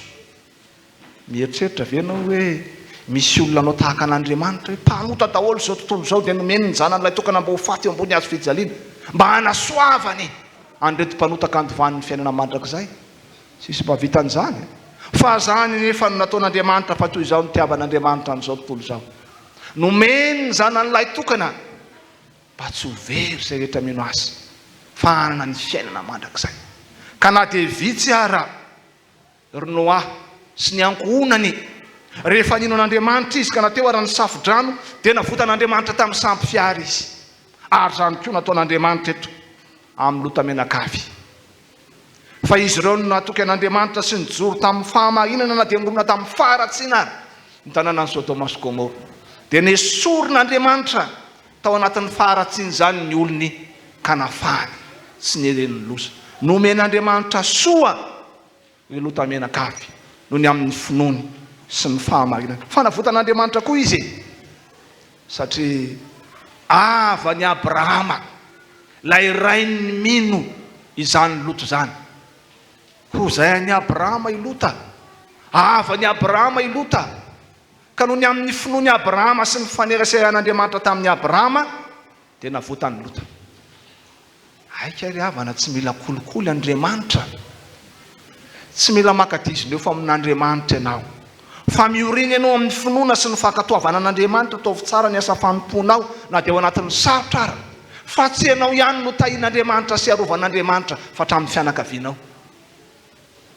Zany n'Andriamanitra ivavahantsika ry havana. Ianao no mivavaka hatramin'ny taranaka ao sy ny havanao mandray fitahiana avokoa. Ary zany nataon'Andriamanitra amin'ny Lota menakavy eto.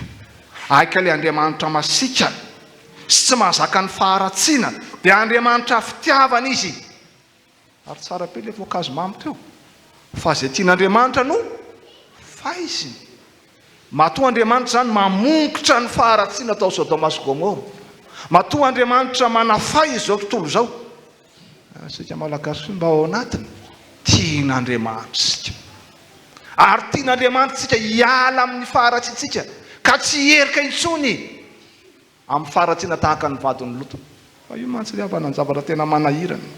Ty za ty keko fa ratsy ty zavatra toko ty, aleo fa hiala tsikelikely ahy. Tsy mety amin'Andriamanitra zany miala tsikelikely zany, fa rehefa fantatra hoe ratsy tsy araka ny sitrapon'Andriamanitra tonga dia elao amin'izao sisy zao aza manota intsony zany foana nambara amin'ny teny famelan-keloka izay omen'Andriamanitra atsika ry havako malalo amin'ny tompo sarotra ny fiainana ankehitriny mahazo vahana ny faharatsiana manerana an'izao tontolo zao ary rehefa samy mampianatra sarotra ny mampianatra ny tsara sy ny mety ny mampianatra ny sotoavana kristiana na dia ohatrano avy noho ny fianaky ny faharatsiana azon'ny olona rehetra vokatra ny fanatotoloana vokatra ny tambazotra serasera sy mpiaramonina maro samihafa izay mitobaka avy any ivelany mora koa ny fianaky ny faharatsiana fa na dia eo ary zany rehetrarehetra zany na mamely arany aretina na mamely arany fahantrana riavana mety eza ho tahaka any Noa mety eza ho tahaka ny Lota ka mijoro mandrakariva amin'ny fahamarinana fa sarotra zany fa Jesosy anefa nilaza fa izao ny lalina sy fahamarinana ary fiainana izay manaraka ho any amin'ny fiainana mandrakizay ry havako malalo amin'ny tompo ndeha isika hijoro amin'ny fahamarinana na dia tsy marina ary zao tontolo zao andeha itsika hanaraka ny sitrapon'Andriamanitra na dia mivika ary zao tontolo zao ka mirona amin'ny fivilian-dalana maro samihafa dia itsika hijoro amin'ny fahamarinana ka hanaraka izay ambaran'ny soratra masina fa amin'ny soratra masina dia mazava tsara fa ny firaisana ara-nofo dia natao amin'ny mpivady ao anatin'ny tokantrano natao amin'ny kopla voalohany nataon'Andriamanitra dia lahy ray sy vavy ray zany ny ambaran'ny soratra masina fa izay ivelan'izany dia Sodoma sy Gomora ka levonin'Andriamanitra mampieritreritra ry havan'izany tenin'Andriamanitra zany fa tianao Andriamanitra masina dia marina izy ka mahita ny fijalianao mahita ny fiaretanao izy ianao ilay manao ny marina sy ny mahitsy io na dia eson'ny olona renao na dia enjehan'ny olona renao dia mijoroa hatramin'ny fahafatesana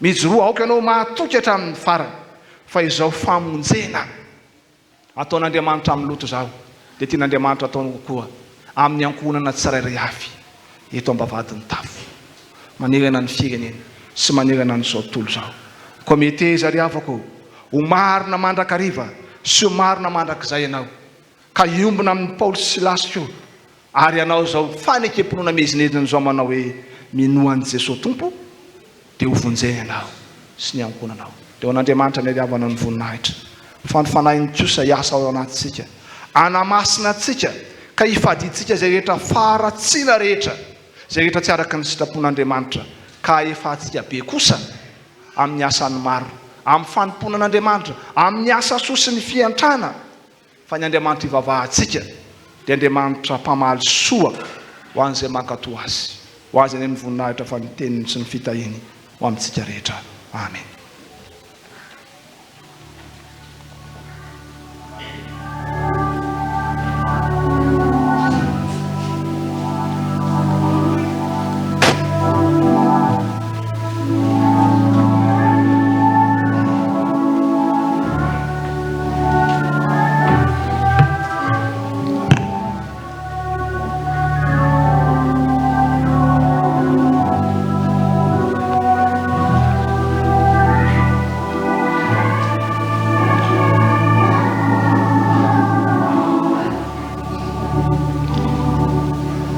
Ivavaka isika ry havako malala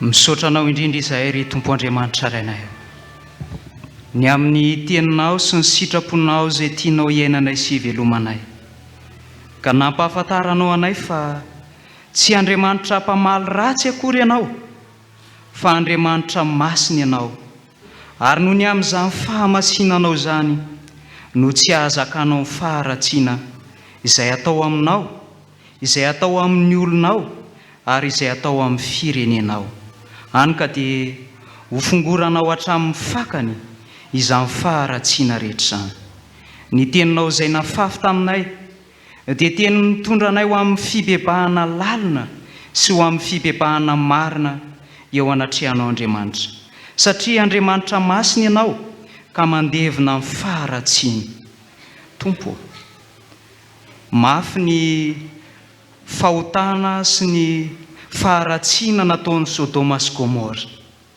ary dia nolevoninao izy fa mafy mihoatra lavitra noho izany koa ny fahotana sy ny faharatsiana izay iainan'izao tontolo izao ankehitriny eny fa na dia ny firenenay aza soa fa mbola lakiloso fanairana no nasehonao tamin'ireo loza matsinitjinika maro samihafa.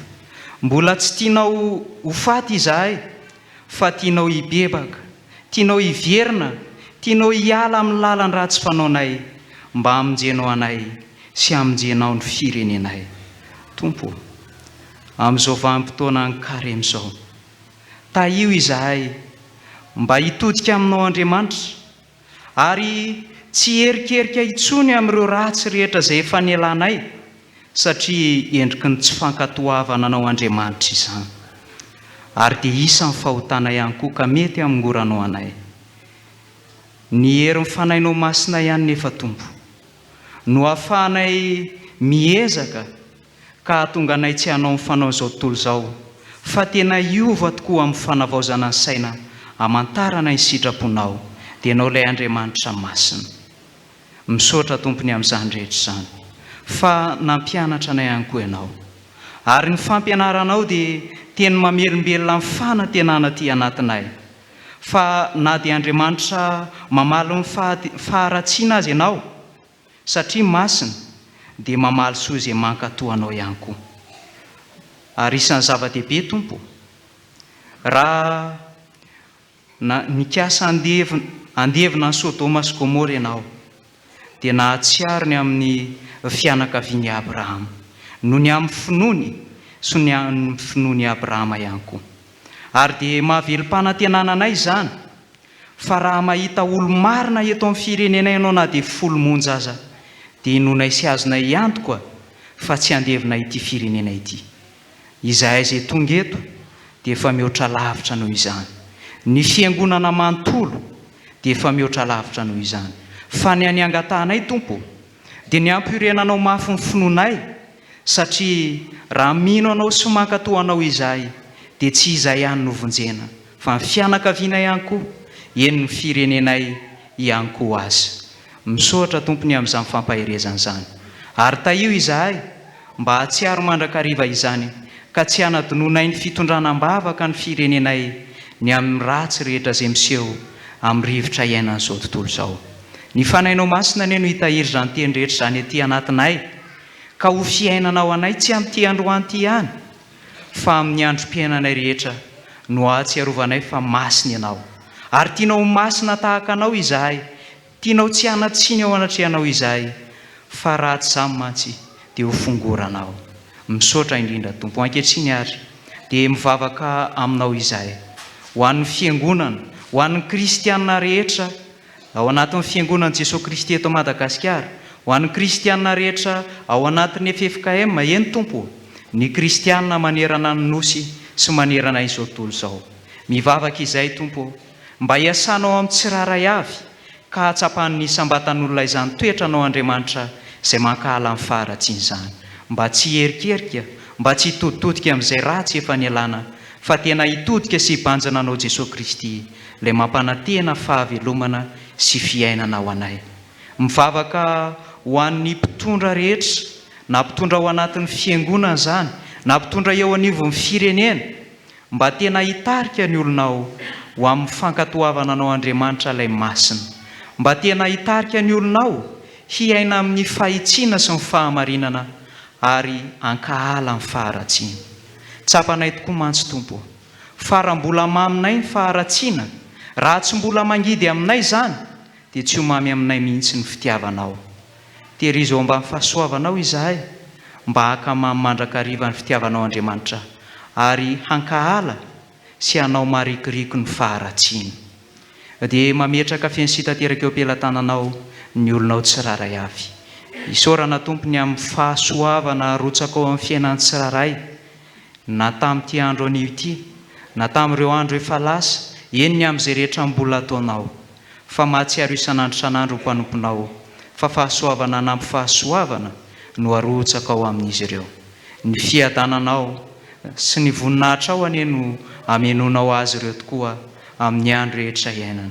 Misaotra ihany koa ny amin'ny zavatra maro samihafa mifamaofao mitranga eo amin'ny fiainanay, fa fantatray Tompo, fa ireny no miseho, ireny no mitranga, dia hevitra hieveranao anay mandrakariva ho amin'ny fiadanana. dia mivavaka mandrakariva ihany koa izahay, satria amin'izao vanim-potoana hitenenana izao dia misy ireo marary naiza toerana misy azy.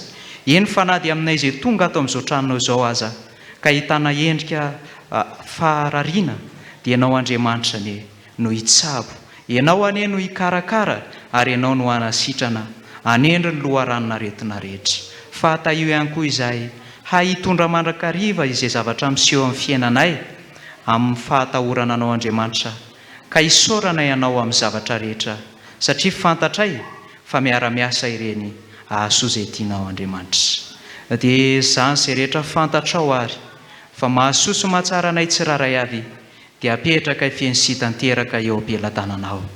Ary fantatray fa na dia ireo izay tsy voatony mivavanay aza, dia hainao Andriamanitra no manome izany araka ny haben'ny fahasoavanao sy ny endrafonao. Ary mariky ny mahiray anay ao aminao Jesosy Kristy, dia sitrakay no mampiombona izany vavaka izany amin'ilay efa nampianarinao anay manao hoe: Rainay ao izay ny an-danitra, ho amasinina ny eny anaranao, ho tonga ny eny fanjakanao, atao aneny sitraponao ety an-tany tahaka ny eny an-danitra. Meo anay ny anina sahaza ho anay, ary mamela ny herikay tahaka ny amelanay izay meloka taminay. Aza mitondra anay ho amin'ny fakapanay, fa manafahanay amin'ny ratsy, fa hanao ny fanjakana sy ny hery ary ny voninahitra mandrakizay. Amen. Mialohan'ny anatanterahana ny asa vavolombelona dia anatanteraka ny anjara fanompony ny atoko-pihira ama.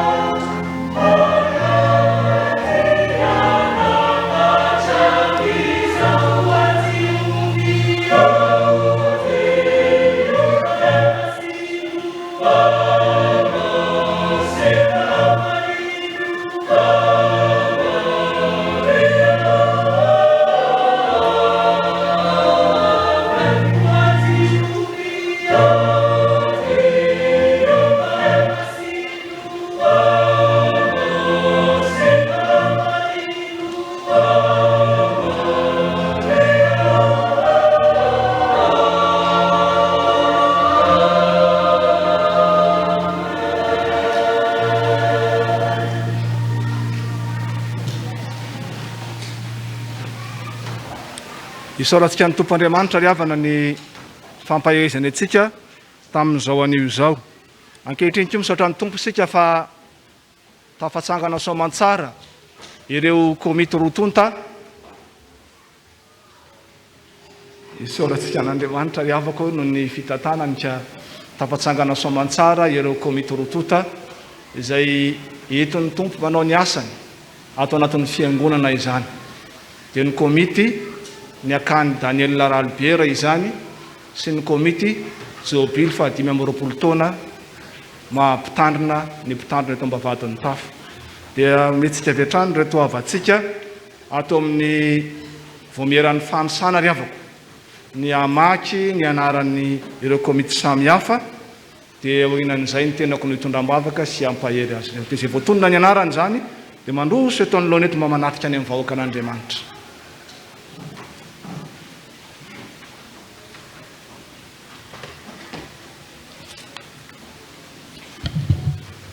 Indroary ny anarany ireo birao izay voafidy tao amin'ny komity Jobily fankalazana ny faha 520 taona nampitandrina eto ambavadin'ny tafo. Ny filoha Revelson Niriantsoa, ny filoha-panampy Randriana Jaina Rado, ny mpitantsoratry ny fivoriana Ravely John Veroanitra, ny mpitantsoratry ny vola Razafindrakoto Miaritsohely, ny mpitahiry vola Rasoamanana Arlanto,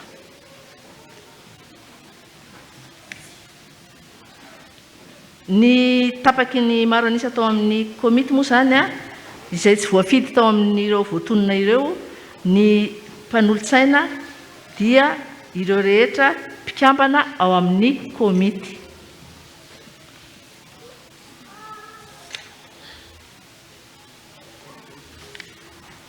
Zao kosa isika dia hiditra ao amin'ireo birao voafidy tao amin'ny komity ny akany Daniel Laralbiera, ny filoha Robjaona Ive, ny filoha-panampy Rakotoalimanana Oby Arimanana, ny mpitantsoratry ny fivoriana Ramanatsohary, ny mpitantsoratry ny vola Andrianzana Rabetrano Fanja, ny mpitahiry vola Rahajarson Andry, ny mpanolo-tsaina moa zany dia ireo mpikambana ao amin'ny komity. Manandriamanitra irery ny voninahitra, misaotra tompoko.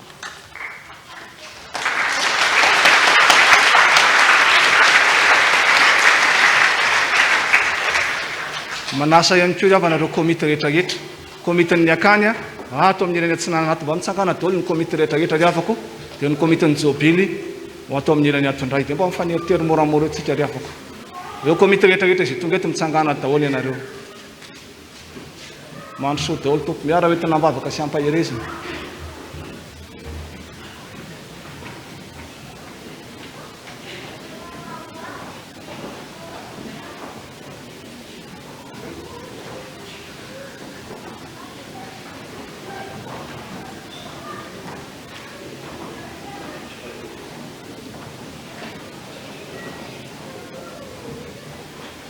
Sika avy ato amin'ny ilany atsinana zany mba somary mba misakisaka moramora makany dia amin'izay mba malalaka tsara fa.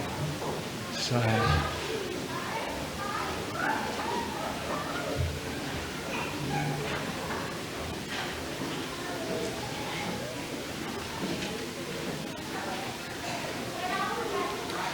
Ndreo ry havako ireo komity izay mitarihan'ny fanahin'ny tompo ka nofiditsika fiangonana ao amin'ireo ratsa mangaika rehetra tao anatin'ny fiangonana, ny sampana sy ny sampanasa ary ny asa, ny diakona sy ny olona hatraty amin'ny birao ny fiangonana samy manana anjara solotena ao anatin'izao komity rotonto izao avy hatrany. Ka dia miarahaba sy miraharo soanareo izahay, anareo birao, anareo komity mba ho tena ho vavaraisisaina iray tokoa miarahanareo manome voninahitra an'Andriamanitra amin'ny asa sy andraikitra izay ny antsoin'ny tompo sy ny fidianan'ny tompo anareo. Mpandrindra sy mpitarika anareo fa ny fiangonana manontolo eo ambany fitarihan'ny fanahy masina no mpiara-miasa amin'Andriamanitra amin'ny asa sy ny iraka nandrahan'ny tompo anareo. Koa izao no teny fampaherezana izay omeny tompo anareo amin'izao an'io zao manao hoe Jesosy no miteny eto manao hoe tsy anareo no nifidy ahy fa izaho no nifidy anareo ka nanindry anareo mba handeha sy hamoa ary mba hareta ny vokatrareo mba omeny ray anareo ane izay rehetra angatahinareo amin'ny anarako na inona na inona. Zany tenin'Andriamanitra zany dia mampatsiaro zavatra telo farafahakeliny. Voalohany dia ny hoe ny tompo no nifidy anareo, ka raha ny tompo no nifidy anareo, ny tompo indrindra zany no anaovanareo tahatra miraratra izay. Fa ny faharoa ny fidianan'ny tompo anareo dia mba handeha sy hamoa zany hiasa, hitarika ny fiangonana ao anatin'ny asa, dia izy no momba anareo ane amin'izany. Fa indrindra farany dia zao hoe ny zavatra ny rahan'ny tompo anareo dia mba hamovoan'ny filazantsara ahatonga olona maro anaradisy hanompo an'Andriamanitra. Dia miraso anareo izahay fa itsika fiangonana ihany koa ry havako dia tena tompona andraiky teo anatrehan'Andriamanitra, satria isika no nataon'Andriamanitra solontanana hifidy ireto avantsika ireto. Hiara-mitsangana ianareo dia isika hivavaka ho an'ireto avantsika ireto. Tompo misaotra anao indrindra fa nanomboka hatramin'izay tamin'ny andron'ry Abrahama sy Isaka ary Jakoba, nitoy tamin'ny Jesosy Kristy zanakao nifidy ny mpianany 12 lahy, fa hatramin'ny ankehitriny aroa mandrakizay dia mbola mifidy olona mandrakariva ianao Jesosy, hiara-miasa aminao, hanohy ny fitohinany filazantsaranao, hampandroso ny fiangonanao. Isan'izany ny komitin'ny akany ankehitriny sy reto komitin'ny jobily reto. Ny fanahinao ny tompo mba azy ireo mandrakariva ka tsy arova amin'ny fanahy dia eo araha izay mety fahasahiranana lovan'izao tontolo izao dia miandany aminy ianao ary momba azy ireo mandrakariva ao anatin'izany rehetra izany.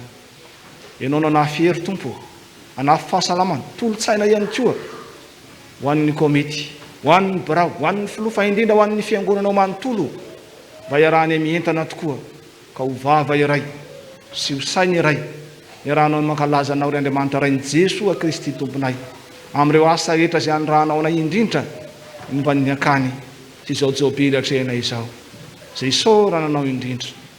Fa mivavaka ihany koa izay tompo fa marobe tokoa ny zavatra manahirana amin'izao vanim-potoana izao ka tsy hahafahan'ny fiangonanao miasa araka ny tokony ho izy, eo ny fahantrana, eo ny aretina, tsy eto toerana ihany fa hatrany ampitan-dranomasina any ary ny fisian'ny ady maro samihafa, indrindra fa ny ady miseho an'ny Ukraine amin'izao vanim-potoana izao. Dia ianao ny tompo no omba ny mpino rehetra azahoana amin'ny fampivavaka, ianao ny tsinjo ny vahoakanao sy ny mpinonao koa ao anatin'izany firenena anatin'ny ady izany ka mba hanaitra azy amin'izay rehetra loza maro samihafa, fa tonga ny rehetra ho amin'ny fibebahana indrindra ihany koa na iza ao anatin'izany rehetra izany. Fa na eo ara-ny tompo izany rehetra rehetra izany dia ampianaro atokanao zahay, indrindra ireto komity izay novidianao sy ny fiangonanao ka naharoatra ny fotoana izay mbola omenao anay satria aty amin'izao tontolo izao tokoa no ahitanao fahoriana. Kanefa vonina atokisina anao izay tompoka maivoaka mandresy ary zany nirina ho an'izao komity izao sy ny fiangonanao amin'ireo asa maro izay andrahanao anay. Dia amin'ny anaranao Jesosy no anohana izany vavaka izany misaotra tompo. Amen. Raha ny fanao moa ry havana dia raisy tanana ianareo, kanefa mazava ny fampianaran'ny dokotera teo dia hitehaka izay solom-pandraisan-tanana sy fiara-itsoana.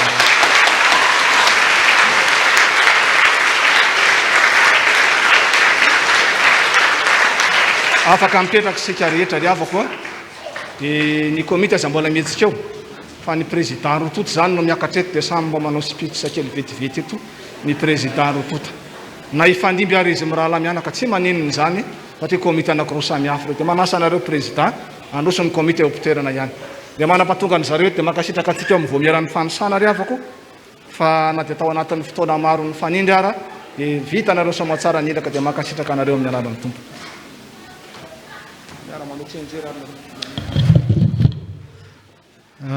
Mahakasika ny fampatsivana fotsiny mahakasika ny akany Daniel Albert no resahako eto.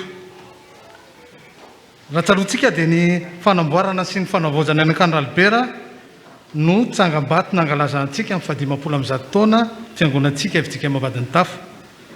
Raha natomboka ny fankalazana zany tamin'ny alahady 20 volana May 2022 dia ny alahady fa 5 volana desambra 2024 vao nitokanana ny akany amin'ny endriny vaovao lehibe malalaka ary nanaraka fenitry ny fanaovan-trano ankehitriny. Izany hoe naharitra teo amin'ny 4 taona sy 7 volana teo ny faharetan'ny fanamboarana. Ary nandritry ny herintaona izany hoe ny taona 17 manontolo dia nampiasaintsika fiangonana sampanasa vao mera ho toeram-pivoriana ny akany Daniel Ralibera. Nandritry ny herintaona sy 10 volana teo indray izany hoe ny febroary 17 ka hatramin'ny desambra 17 dia nampiasaintsika ho trano fivavahana ny akany raha niotsaka ny rary vaton'ny fiangonana vokatry ny rotrakorana be ka tsy azo nampiasaina izao fiangonana izao. Ankehitriny ry havana dia misaotra n'Andriamanitra lehibe zahay sy ny fiangonana komity amin'ny fankalazana ny 520 taona ny mampitandrana ny pasteur Andriana Soalain sy ny ankonany. Misaotra n'Andriamanitra lehibe zay sy ary ny Jeboro sy ny komity ny akany koa nanome anay fahatokisana hikarakara sy hamelo maso indray ny fananana iombonana dia ny akany zany ary ny fantanterana ihany koa ny jobily 520 taona ny mampitandrana Andriamatoa Alain Andriana Soa menakavy. Vonona zahay eo ambanin'ny fitarihan'ny fanahy masina anaraka ny fitsipika rehetra voalaza amin'ny FIFA zany dia hoe fitantanan'ny fananana ivitika fa tsy hoe FIFA araky ny lazaintsika amin'ny fandrenesantsika akory.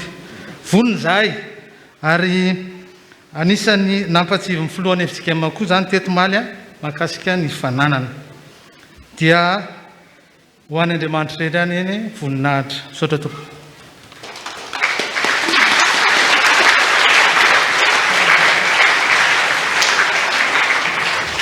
dia tahaka ny fanao moa ry havana amin'ny komity sala amin'izao dia misy ny fandaminana samihafa izay ombona ny fiangonana manontolo.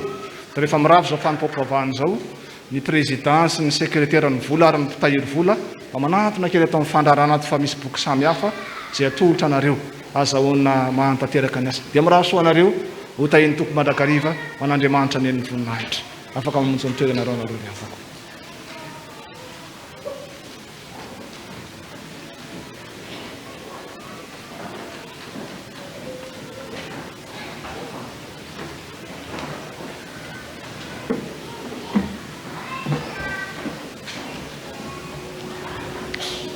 Misaotra ny tompo isika ry avaka malalany amin'ny nahafahana nanatanteraka izao fanompoam-pivavahana izao tamin'ity androany ity. Mandra-pahatonga nireny eny amin'ny toerana dia misy zavatra kely anankiroa tsitsatsitra tsiaritra ry avaka malala ifamizarana amintsika. Voalohany mety gaga nareo teo ny hoe nahoana ary nitsangana talohan'ny ramelohan'ny vaky teny nefa ny mpitarika aza tsy ny teny.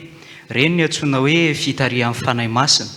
Satria tao anatin'ny melohan'ny hira dia ny teny hoe ataontsika marisidrisika ka miombona amiko fa misy mpitarika atoko-pihira ato mahafantatra tsara fa tsy marisidrisika mihitsy ny hira atao aiza. Eo ampipetrahana satria miforotra ny kibo dia tsy mivoaka amin'ny feo ary tarazo any ivelany ihany rehefa vavaka dia mipetraka fa rehefa amin'ny hira kosa dia mitsangana amin'ny fiangonana.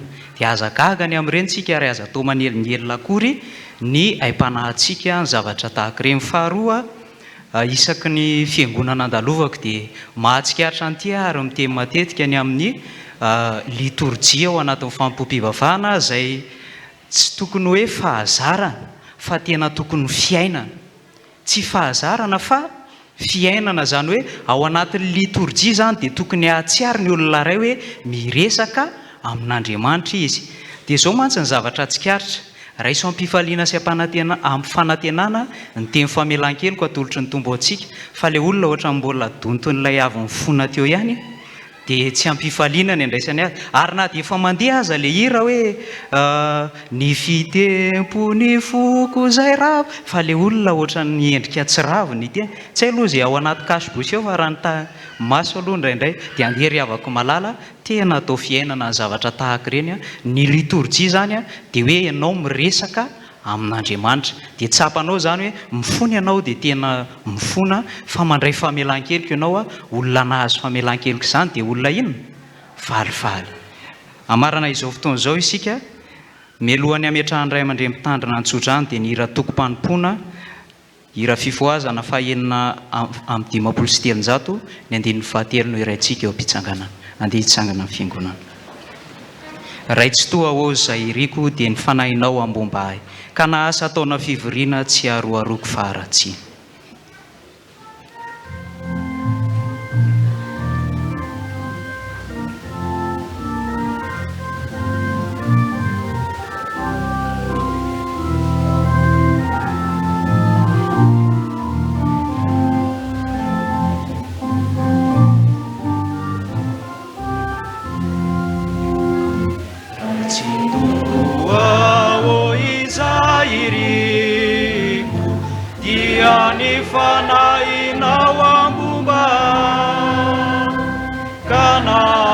Satana fivoriana tsy aroaroko faratsiana Jesô mba tovy amiko fa ianao tsy avoina saraka.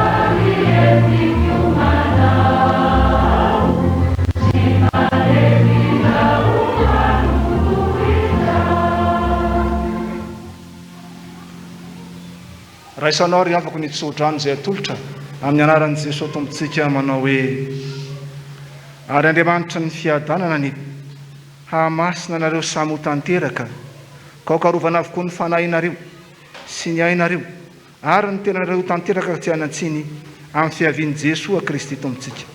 Mahatoky izay miantso anareo sady izy ihany no hanefa izany. Amen. Petraka anareo rehefa afaka mangina isika.